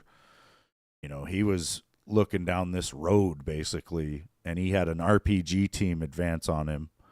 Like, he come over the radio and he goes, I got 4 guys approaching my position from the northwest. One of them looks like he's carrying a broom. And then all of a sudden he goes, RPG team. And I could hear Keller, his gunner, firing the 25 millimeter over the radio. Like, I could hear the cannon going off in the background of the radio as Keisler was yelling RPG team. So Keller had not even waited for a command to fire. He was just shooting at these motherfuckers. And then I was, like I said, looking this way. My vehicle commander took over the turret, with his control, spun me around to where I was looking over here. And it was just, I don't even remember exactly how many, but there was a lot of different dudes. Like, I had a lot of heat signatures in this wooded area. And so we went to work on them. And then we stayed right here until morning. And like I said, at the same time, our guys were down here on this overpass taking contact from other Marines.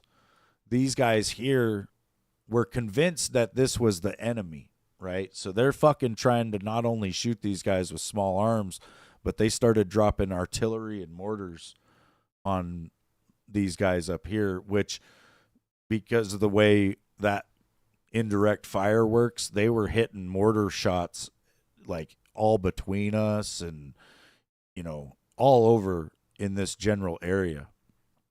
And so, it was getting out of fucking hand really fast. And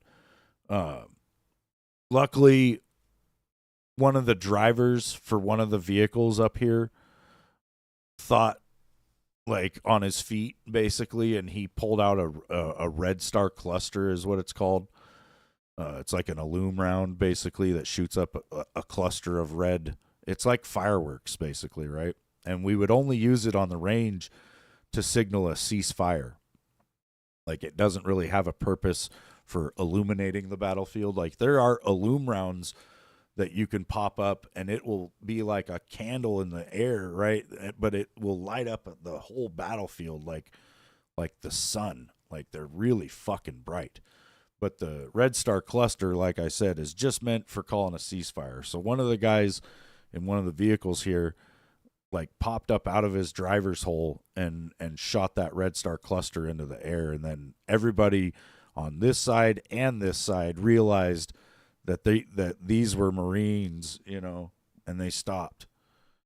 But it was a clusterfuck, There was like 30-something Marines wounded in the FOB, none of them killed. And then there was a couple of wounded in our company as well. But nobody killed. Fucking crazy ass shit.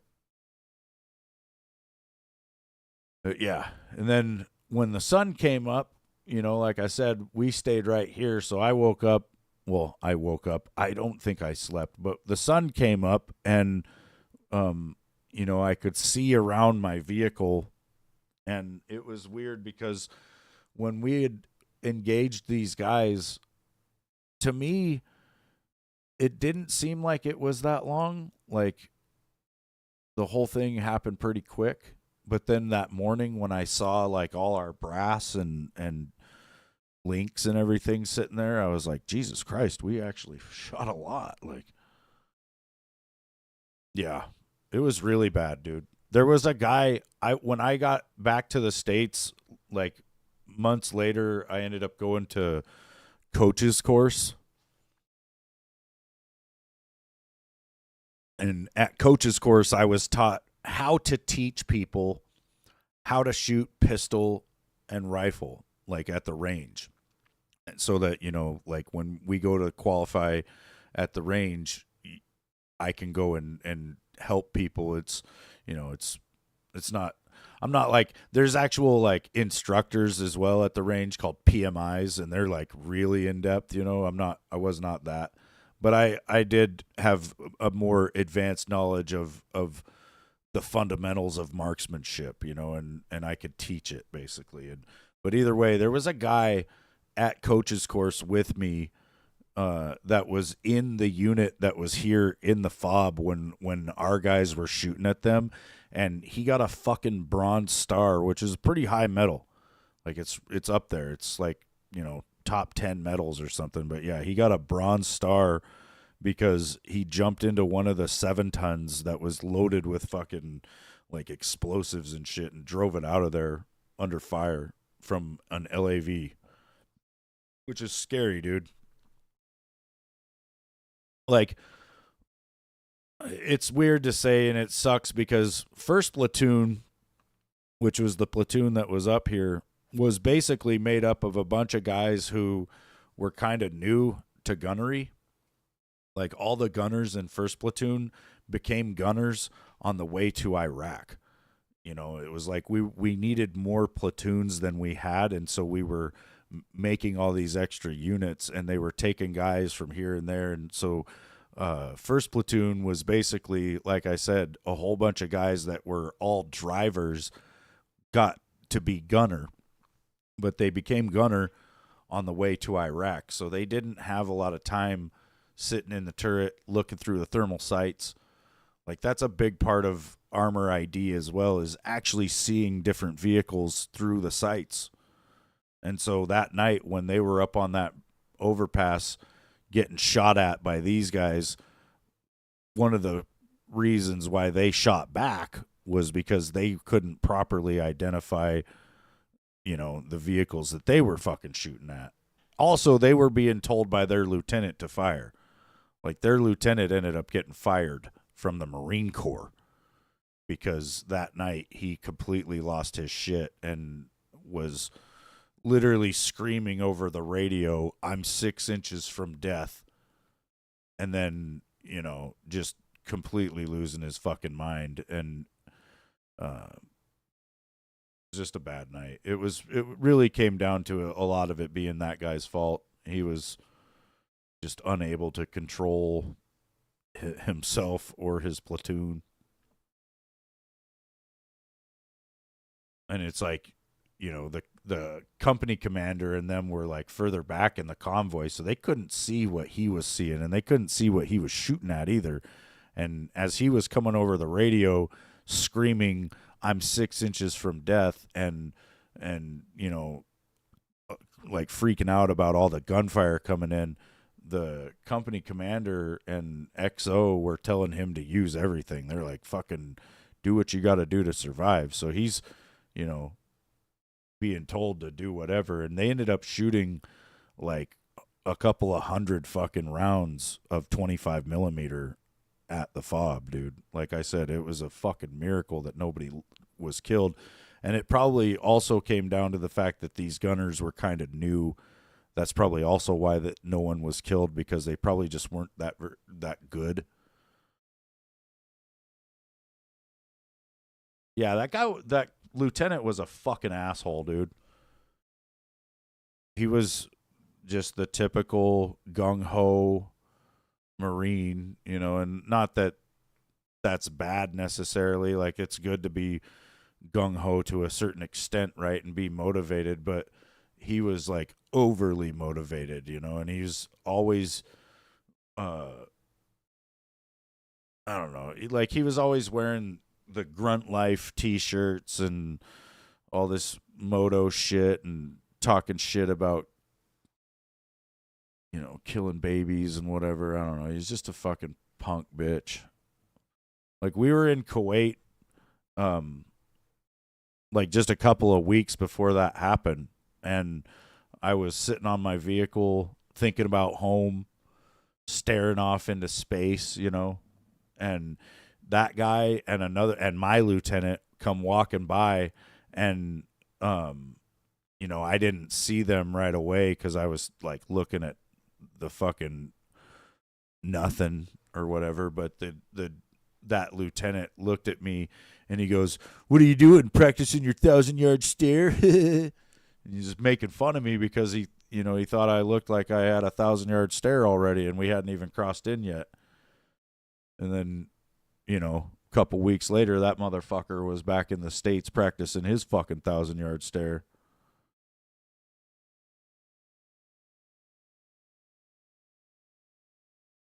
When I play DBD on PC, if you transfer it over to PC, can you still play it on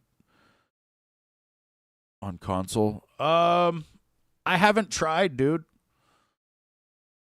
I could ask Callie. She would know. She might have left for work already. Hold on.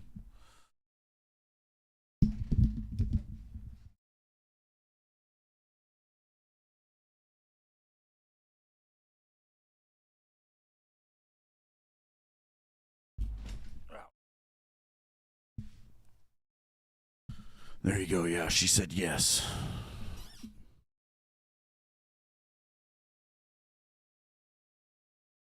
Camp Buring, this is like one of our little bases over there, basically.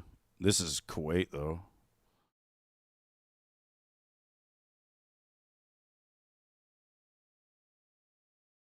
Yeah, I think before they did the account linking, you couldn't even like you'd have to completely start over. I was doing that for a couple of months or whatever, and then all of a sudden they finally did that.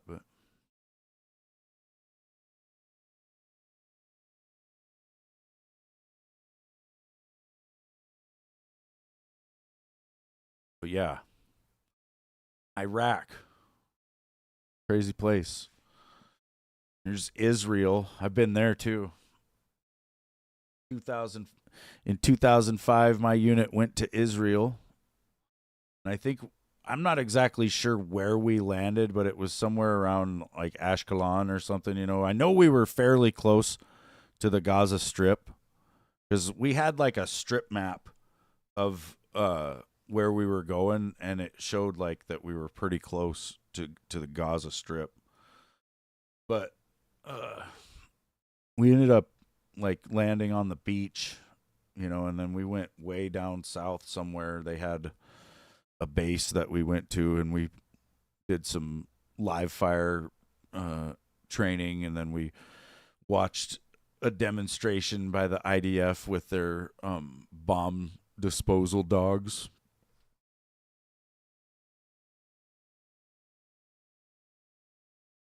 They're German shepherds that they send in to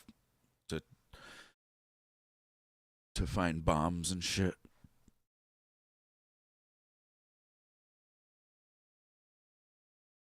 It was pretty cool because the guy, like the dog handler, had like a microphone and stuff, and he could talk to the dog as it was out doing its thing. And then I think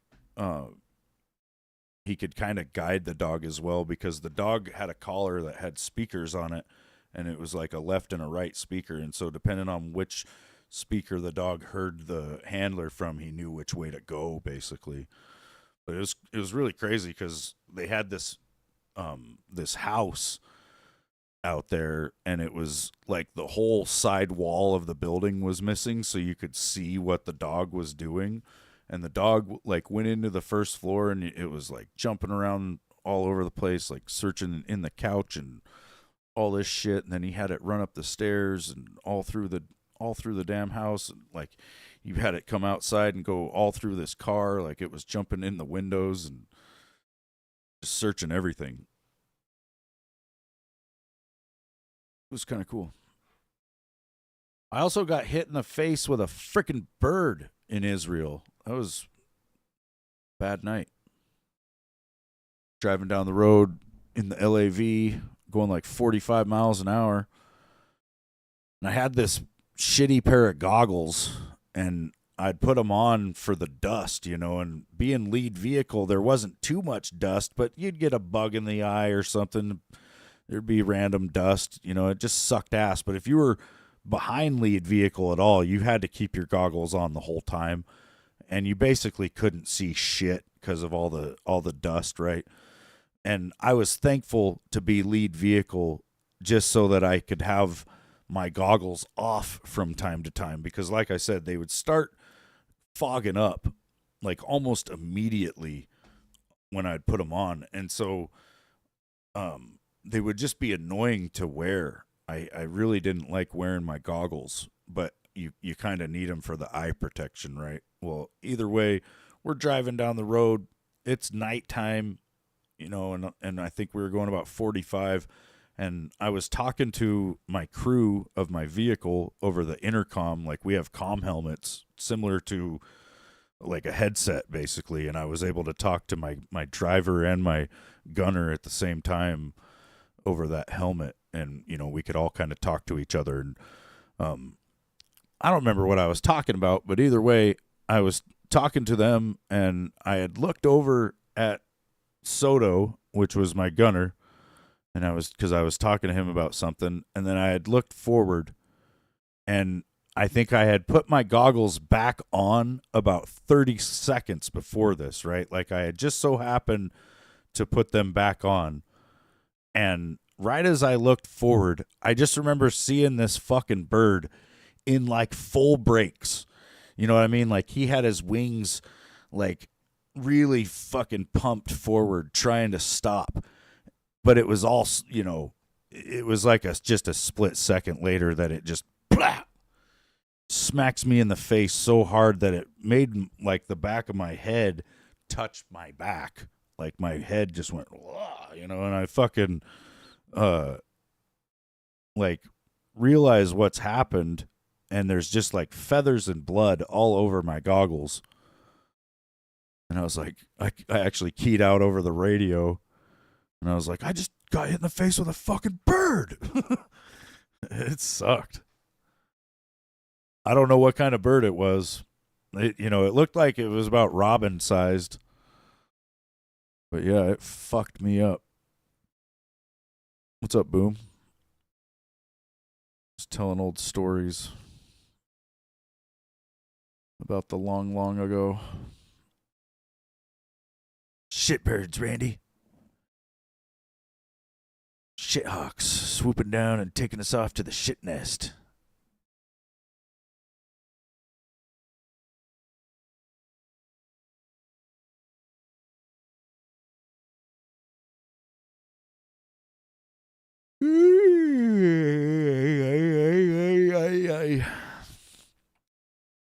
Tired.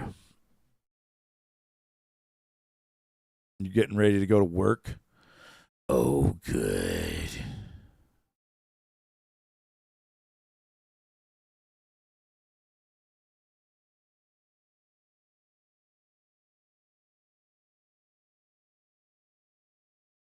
God, Africa just looks hot. Like Libya, Egypt. Like, just looking at it on Google Earth, I'm like, dude, that shit's melting. It's so hot. That's what I'm thinking, Blaze. Well, I woke up super early. I woke up at 4. Then I was like, I'm going to look at some shit on the Google Earths. I still want to try to find this UFO. So, like I said, the other day I was watching a video, and there's this guy that says that somewhere in a country outside of the U.S., and they're saying it could be South Korea or Australia even, but the guy said that it's a place. So somewhere in a country outside of the U.S., they found a UFO that was so big they couldn't move it. And so they decided to just build something over top of it. They won't say what that something is, because then it'll give it away.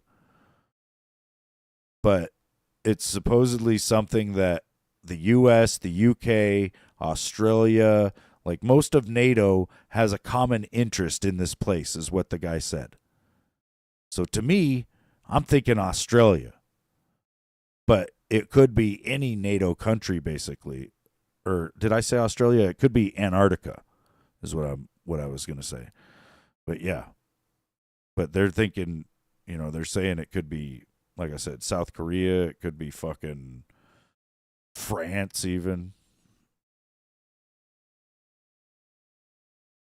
And in the video, the guy said it's really ingenious what they built over top of it. He said that it's, it's a dual purpose thing. So whatever it's being used for, it's like really clever, because it's fully disguising this thing. What's hotter, Death Valley or Africa? I don't know, man. They're probably about the same. I don't know. I think actually there's parts of Africa that are hotter. On my second tour, we were cruising through the Med a lot, or cruising around the Mediterranean a lot, and some of the guys had to go to Djibouti, which I'm not even sure where that is. I think it's down here.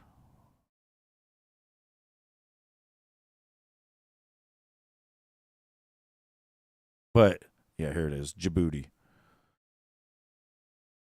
Like when those guys came back like 24 hours later, because I don't know what the fuck they were doing out there, right? But they come back and their eyelids, their hands on the top of their hands, like weird places all over them were completely sunburnt, dude. Like these guys were fucked. It was like everywhere that they had exposed was just ruined with sunburn, like red.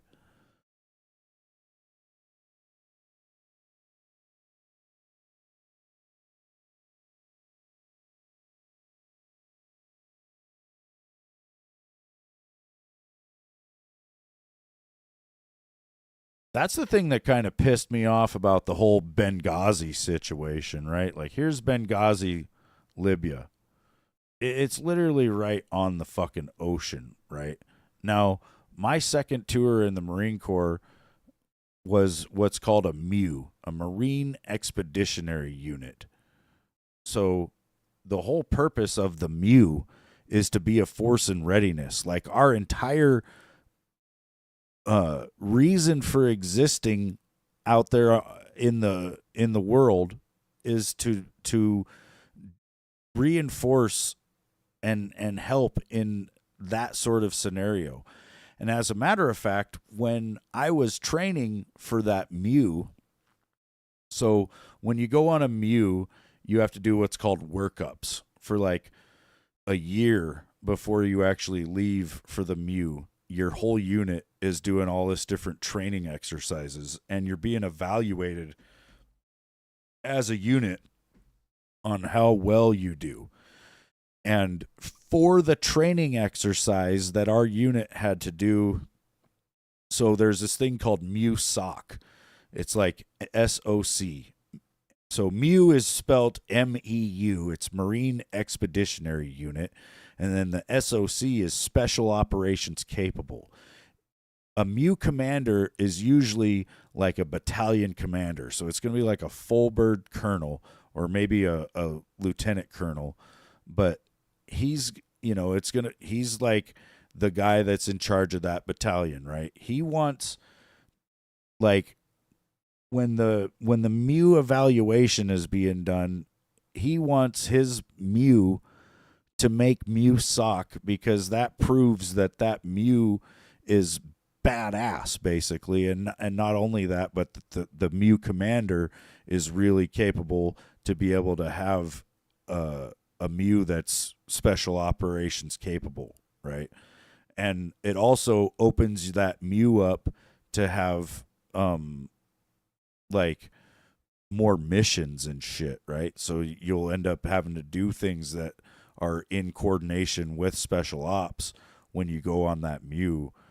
But either way, so when we were doing our workups in 2005 to go on or I guess it would have been 2004 before we went, when we were getting ready to go, one of the last training exercises that we did was an embassy attack.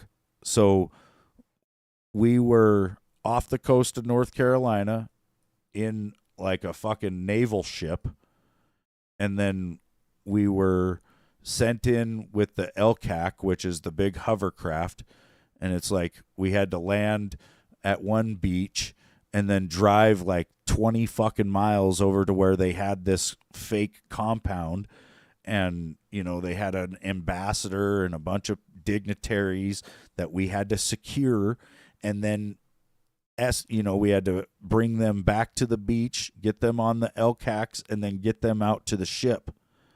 And we did such a good job that we actually became MUSOC. Like, our MU was Special Operations Capable. And, like I said, that was the purpose of the MU, right? So in 2011, 6 fucking years later of technology and advancement and whatever, Benghazi, Libya takes place, right?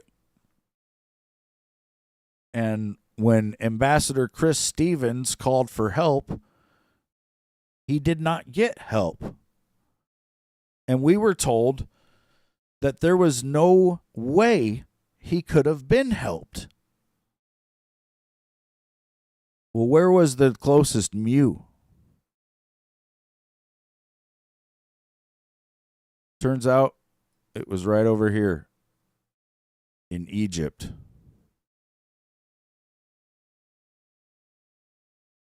So not only could they have flown helicopters straight there, but they probably could have got the ships within the day as well. Like, it just is absolute bullshit that, that they said they couldn't get help to those guys. And I know it because it was my job to help those guys years before that. Had I been in and been on that fucking deployment, it would have been my job to go save those guys. Oh yeah, without a doubt, Blaze.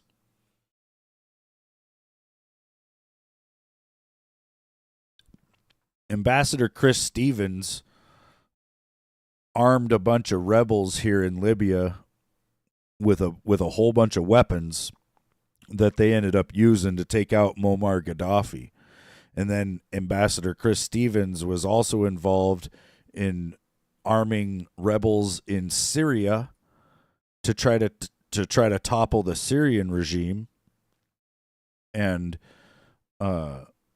when that backfired on the Obama administration, they could not have Chris Stevens come back to the United States and testify before Congress about it.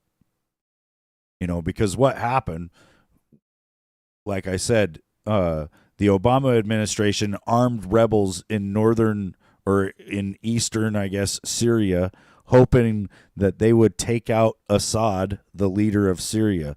But what those rebels ended up doing was coming down into Iraq and taking over a whole bunch of fucking coalition vehicles and weapons and stuff that we had left in Iraq, because Obama wanted to pull out of Iraq so fast that he decided we'd leave a bunch of shit behind, right? So these rebels that they armed in Syria ended up taking over all this fucking gear and stuff that was left for them in Iraq.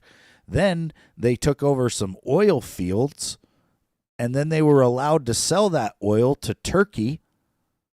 And then they took the money and the weapons and the vehicles that they got, and they decided to change their name to ISIS.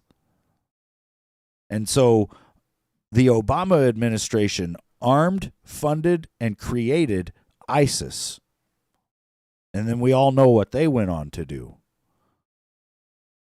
And so, yeah, Ambassador Chris Stevens had to die because he could not be allowed to come home and testify about this shit. And the reason Hillary Clinton had a fucking private email server in her house was because all the communication that they were doing about these different shady operations, they were communicating through her email server, and it was done that way so that the National Archives would never have access to the materials that they were working with, right?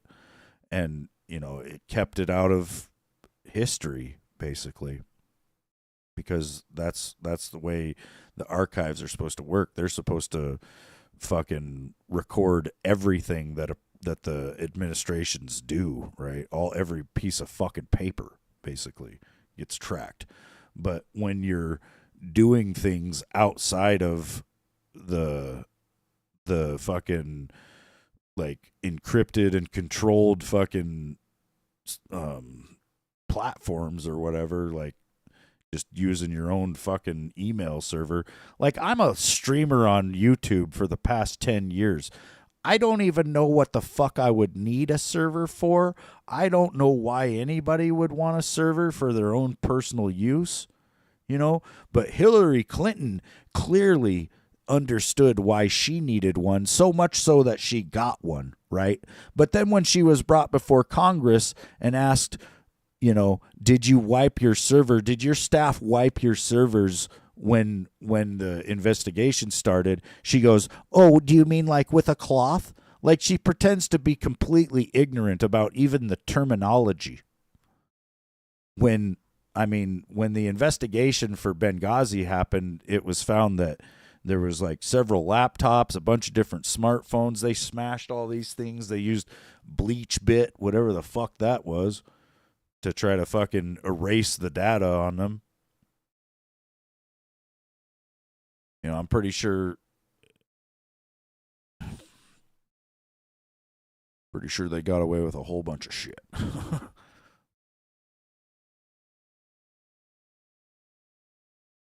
It's just all projection, right? It's like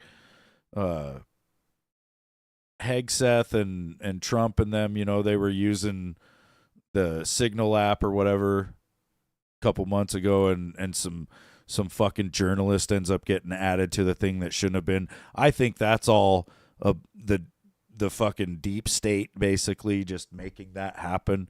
And it's like I said, it's not like Trump's got a fucking email server where he's trying to subvert the fucking archives. He's literally doing the shit on the app they fucking provide for him.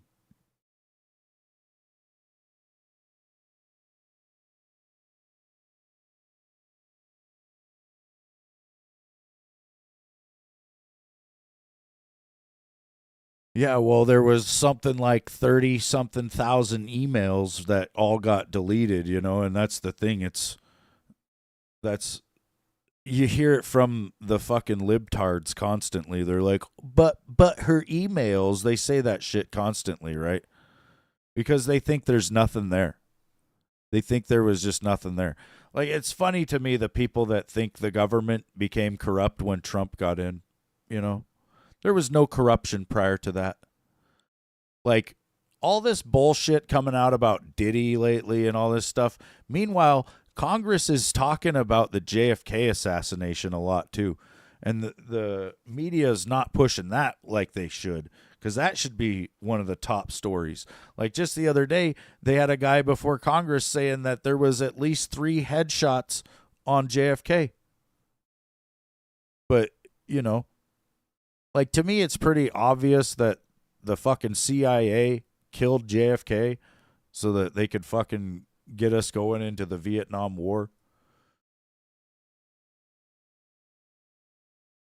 And I think it was the same fucking people that allowed 9/11 to happen so that we could go to war, in the global war on terror.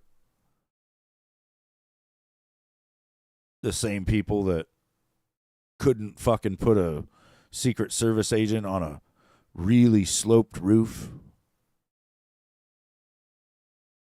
The same people that couldn't figure out why Stephen Paddock, a registered Democrat, fired 500 plus shots onto a crowd of Trump supporters. Yeah, there's no way they'll figure out that motive. Nope. Can't possibly figure it out.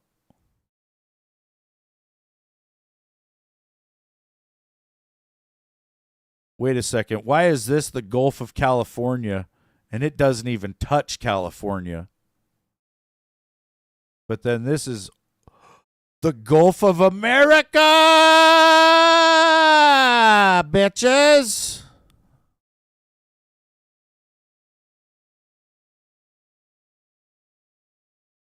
That's right.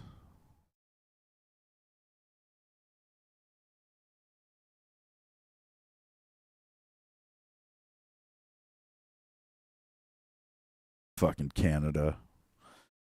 All these Canadians stressed out that we might make them our fucking 51st state. We ain't gonna allow that shit. We don't even want you fuckers. I would like Greenland though. I want to go there. We could take Greenland. Or we'll buy it. The US&A buy Greenland. What is that? All right. You're watching from the Philippines? I'm going to watch you.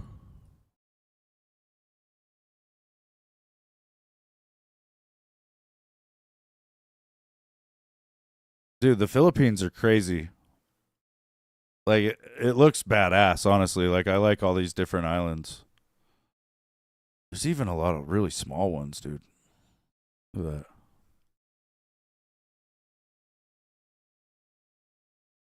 I don't know. That looks like some dirty water, though. Maybe it's just like the color of the ground or something. I don't know.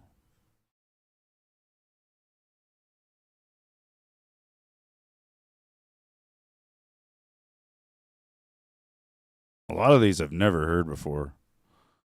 Basilan.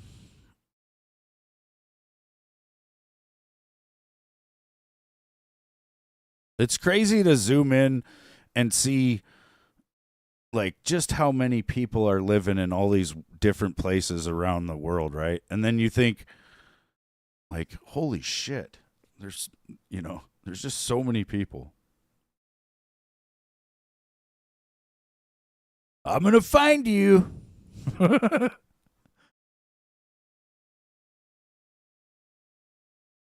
island of Negros. I think I said that right. I got to be careful, man. You're going to get me canceled.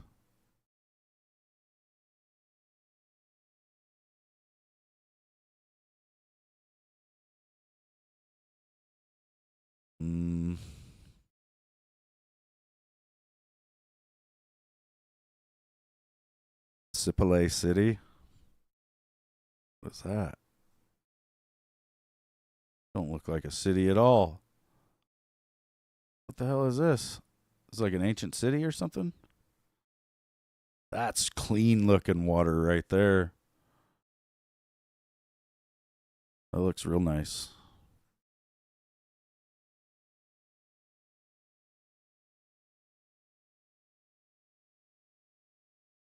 City. Yeah, I don't know, man.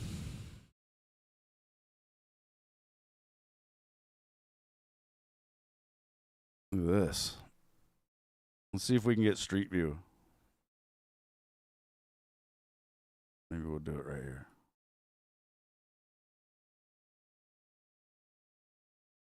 Oh, yeah. Do they mount the camera to one of those little bike things? Or is that really a car and the bike was just near it?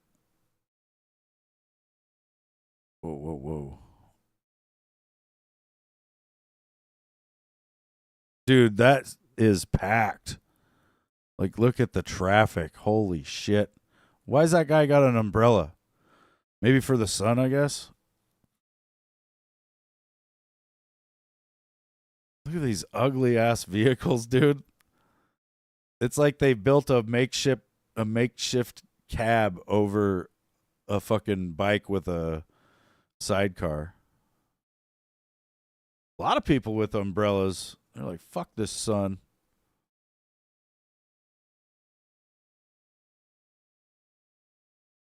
Mindanao.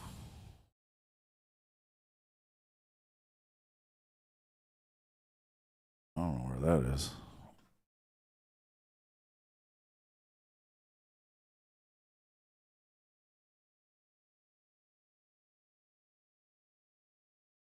Mindanao. Oh, that's way bigger. I'm never gonna find it. I'll never find you.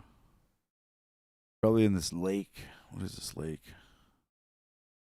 Lake Lanao.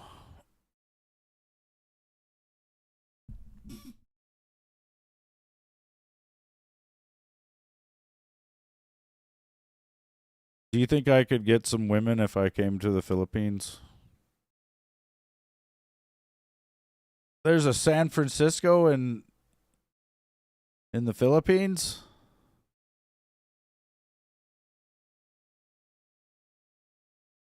Pretty much how I imagined.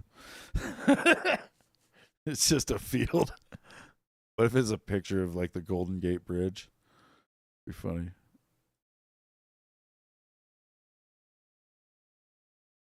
April's Mushroom Farm. The hell?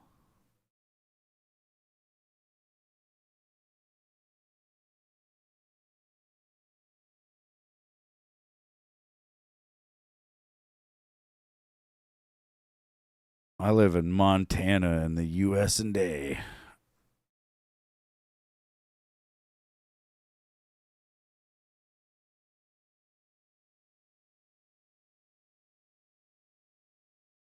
The United States of America. We've got states from here. As far as that. Tip of Florida to the tip of Washington. That's 2,800 miles. Damn it. I've had to drive from down here in like Beaumont. Go Beaumont to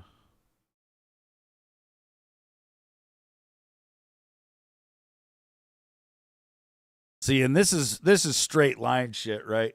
So from Beaumont to the town I live in now, it says like 1,700 miles, but the drive was like 2,200.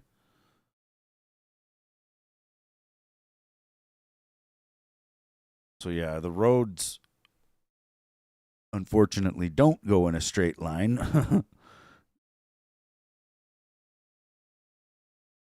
think when I would drive up, I would come up come up this way, go up through Oklahoma into Kansas, get on I-70, come over into Colorado, go up through Wyoming, and then you're into eastern Montana, but then you still got fucking another day worth of driving to get here.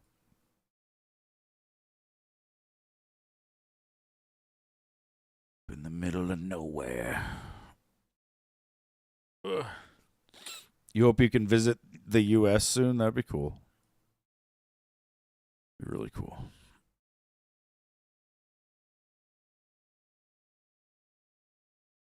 Mm.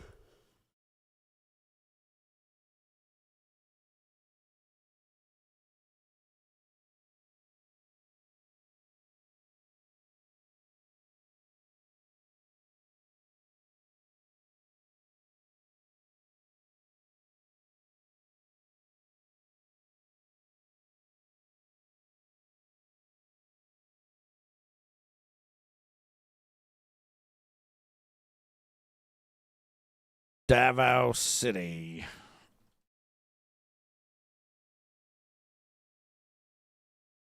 Wow.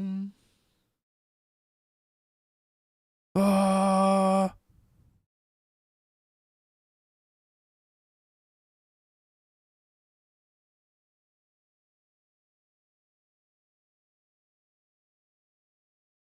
Ew, look at this river. You guys are peeing a lot. Jesus. That could be. Yeah, the date of that's like March 15th. So that's like spring runoff, like just a bunch of mud and shit. It's not really pee.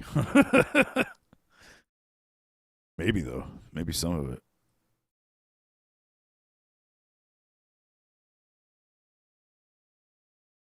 See if we can street view it from the bridge.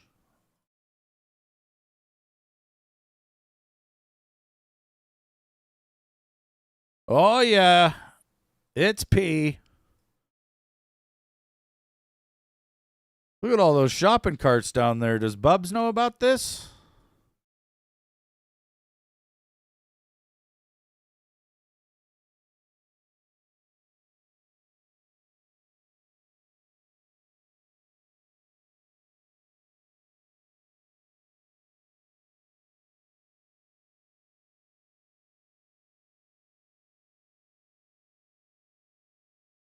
Oh, man. Can you imagine having to go to all these different countries and film Street View? That'd be kind of messed up.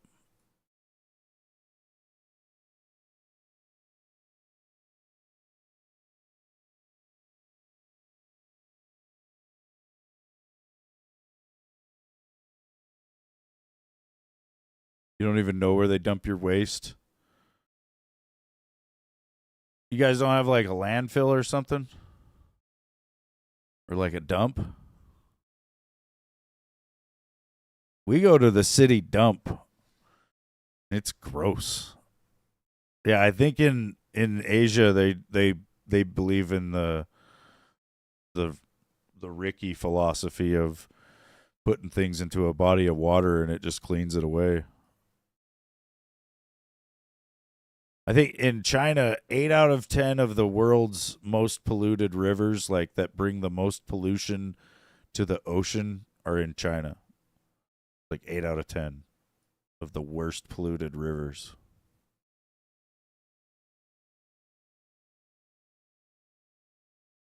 Oh, your human waste. I got you.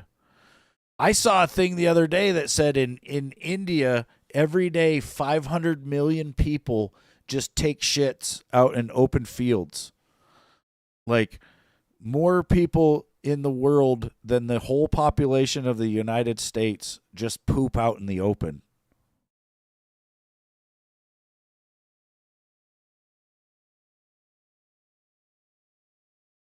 Yeah, Callie wants to go to the Troy dump. Let's look at it from the internet.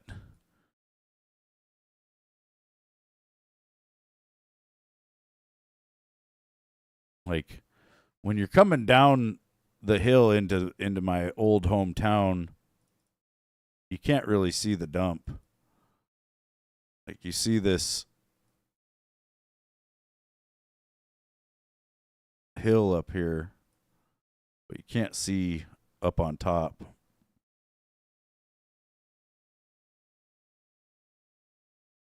Yeah, India is pretty fucked up.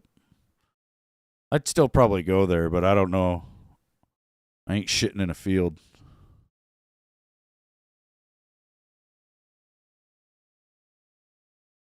But yeah, so this is the highway driving by the dump, and like I said, you can't see it.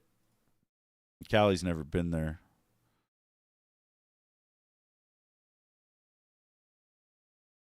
But yeah, when you drive in, just come down, and then there's the shack that you got to talk to the attendant, and then you just drive down, and it's like they've got a couple of dumpsters with different things in each one, and then they've got like their wood and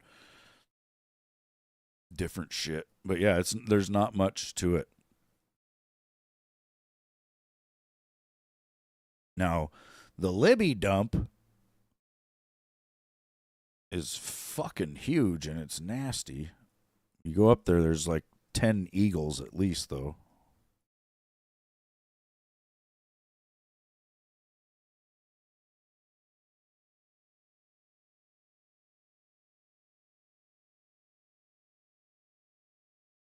This doesn't look that bad from Google Earth, but it's like you come into the dump, you got the little shack, and then sometimes they'll tell you to go over here to the dumpsters, and then there's wood, metal, different appliances and shit. But sometimes, like if you got a lot of household, they'll tell you to go up on the top of the hill, and then you got to drive up on this fucking big mound, because that's pretty much what this is—a big mound.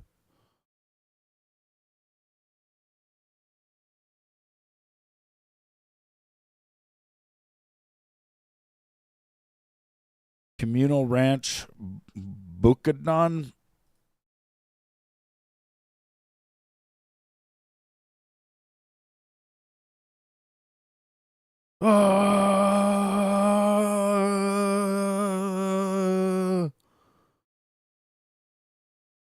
That's in the middle of fucking nowhere. That might not be the right place.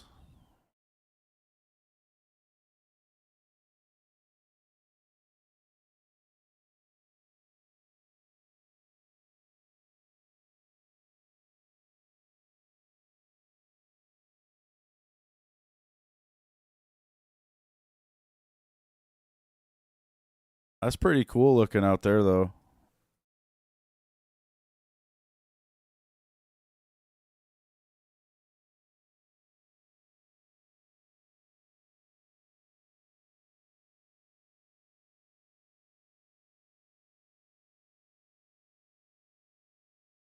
Yeah, it is really cool.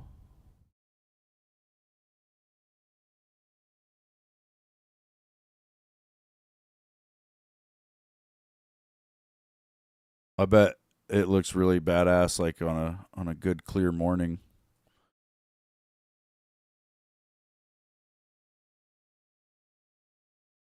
I drove into Montana on one of those trips up from Texas one time, and I witnessed a really awesome view where I felt like I could see forever, and it looked like Scotland or what I imagined it would look like, I guess. I'm trying to remember whereabouts I was. I think I was coming up from Casper. Yeah, I think I came up through here.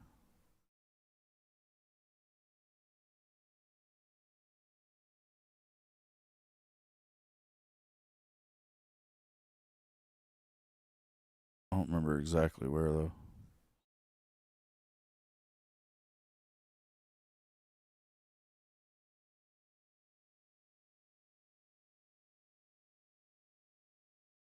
Enhance.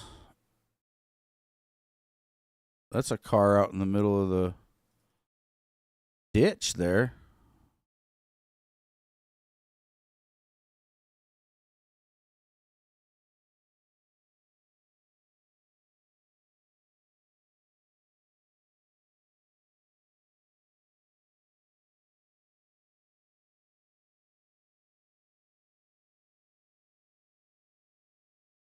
Hmm.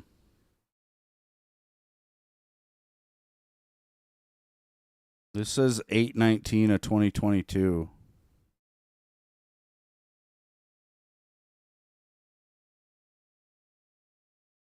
But look at this from the this is 8 of 2024. That car would be just down in this ditch.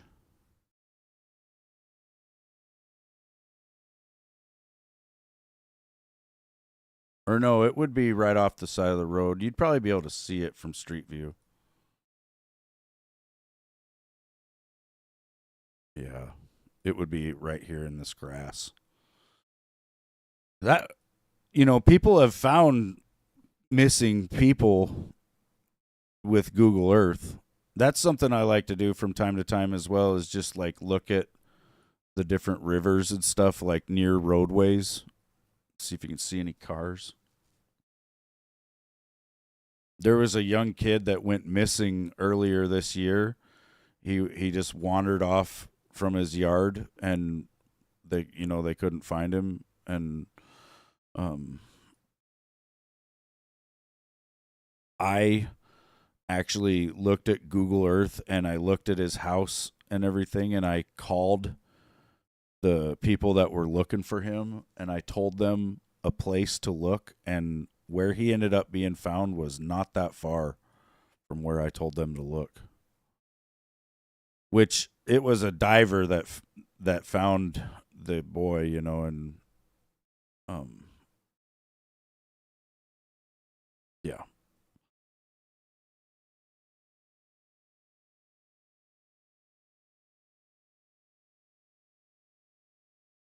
Can't remember exactly where that was. I think it was like northern Oregon.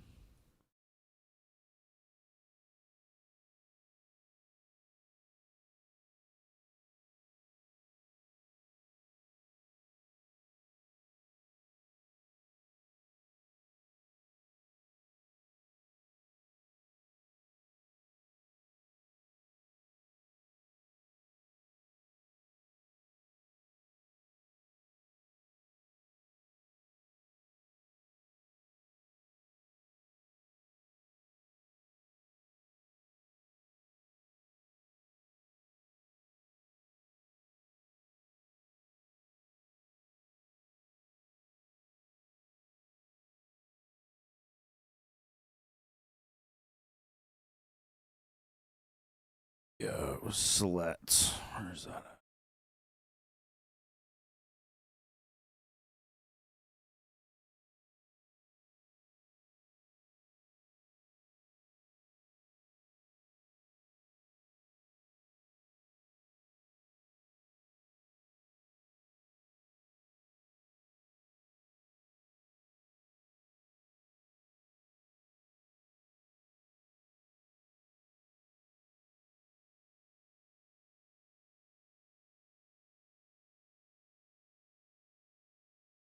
So yeah, his house was right here.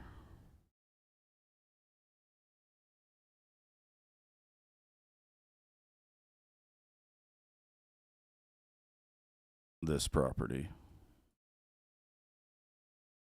Which when I looked at it on Google Earth, I could see just off the fence work here on the front. I was like, I don't think he got loose in the front of the property, right? And they did say in the report or whatever that he didn't really have any fear of water or anything, and they live right here on this river, you know. And it's like I was looking at Google Earth, and um, I told them that I thought he would be here. Like I said, I called the fucking sheriff's office there and told them that looking at Google Earth, there's this island right here, right? And I can tell that when the water's high, it goes behind here. And I thought that maybe he could have got stuck, you know, in a pool back here behind this island. And they said they actually had a search and rescue operation stationed there, and they were riding boats from here upstream. You know, you'd have to leave here and go up like this.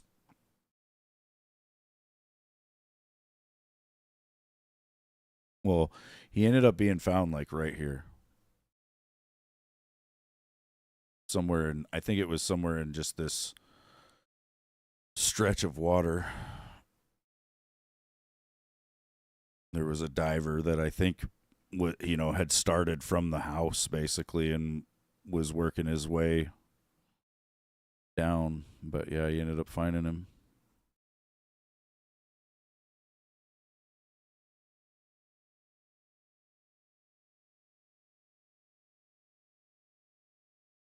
Just a Tip Bar and Grill.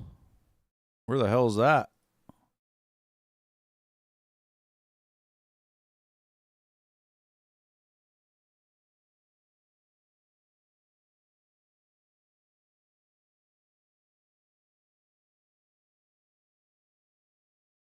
I think it's trying to give me places in the U.S. for that. It did not give me any of those. And we could Google it.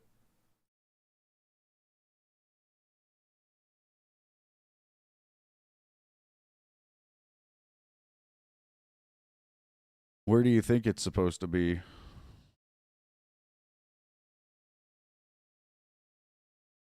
Google sucks ass anymore now.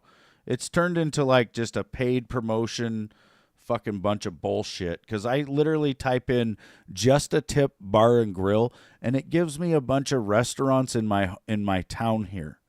Like it thinks that I'm just trying to find something here in my town. Like it won't just actually show me what I'm fucking trying to look for. It's going to try to sell me something.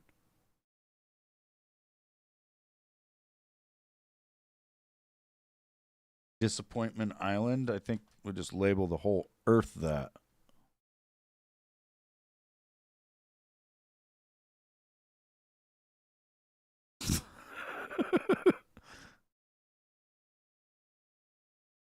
Jesus, look at this little disappointment. What's on there? I think I've read about that place maybe. That was like a shipwreck or something. Google it and find out.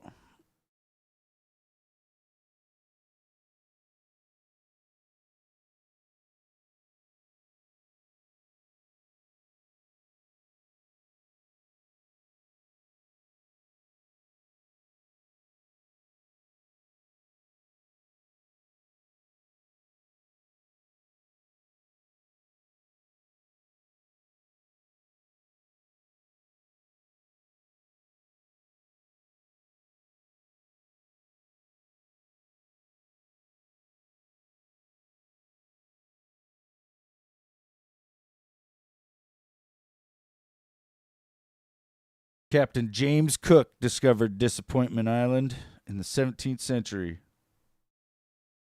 He named it that because he did not find the riches he was seeking.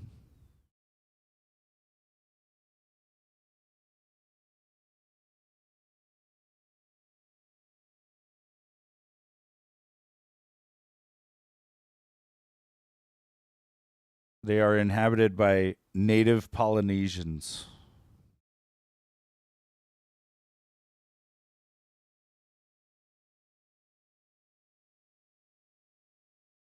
I Man, that's kind of cool though, the way it's like a big bay right there. The Auckland Islands.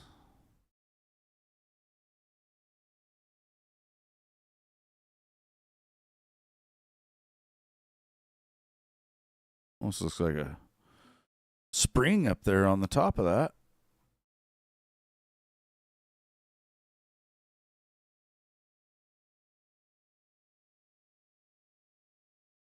Where are we?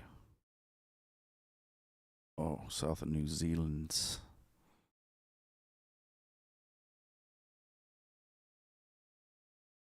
This. Northeast Island. There's a Sigma Philippines. Yeah, I'd look at it, but I don't care. No, I'm just kidding.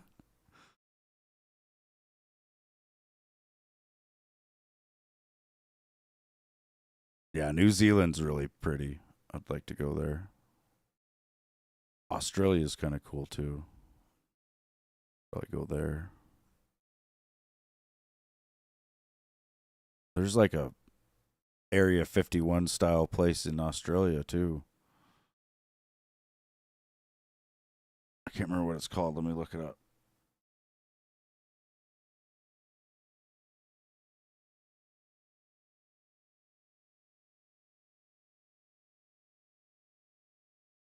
Pine Gap.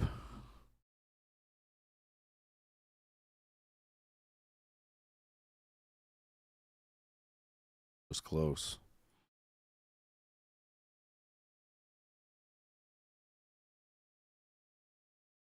This is supposed to be some sort of listening station or something.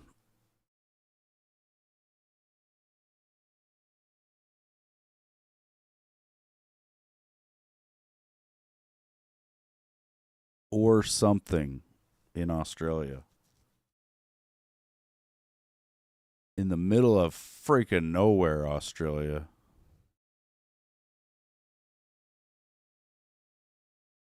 That's basically right in the center. Like, look at that.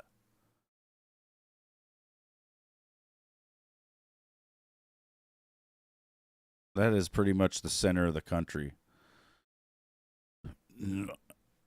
Usually, things are made in the center of a country so that it's the furthest inland to get bombed, right? Like, this would be the hardest thing to bomb in Australia because you'd have to fly so far inland to get to it.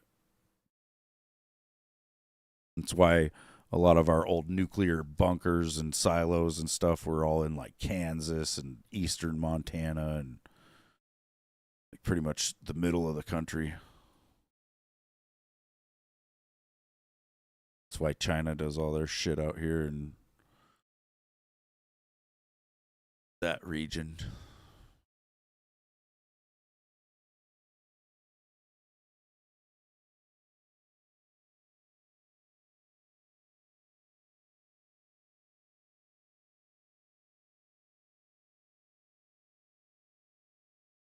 I saw a documentary years ago about a guy that bought a decommissioned bunker here in Kansas somewhere, and it was so cool.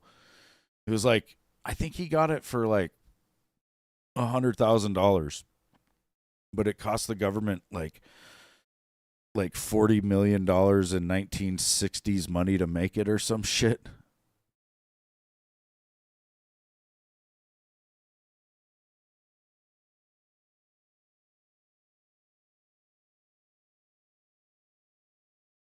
There's some pretty crazy lakes in northern Canada. Like you look at the Great Lakes, and they are huge. But it's like the only reason they stand out is because they're so blue looking on this map, right? Like if they colored the lakes in northern Canada the same color, they would stand out better. And well, maybe it is their actual color. I don't know. Some of them are pretty fucking big, though. I guess the Great Lakes are way bigger, but what's this lake? Lake Winnipeg.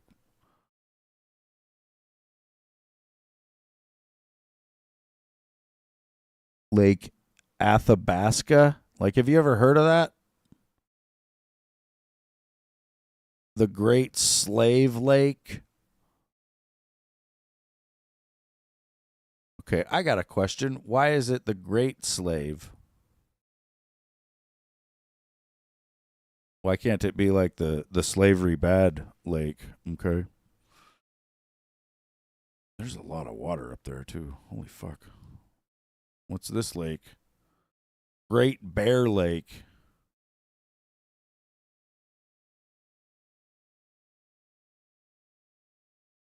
That's pretty big. Pretty big. We've got Fort Peck in eastern Montana. Good fishing. Yeah. Well, shit, you guys. I'm going to go eat something probably and figure it out. And I'll be back later with some Red Dead. Yeah, I just wanted to explore the earth for a little bit this morning. I didn't think I'd be live this long, but fuck. I guess. But yeah, I'll see you guys in a little bit.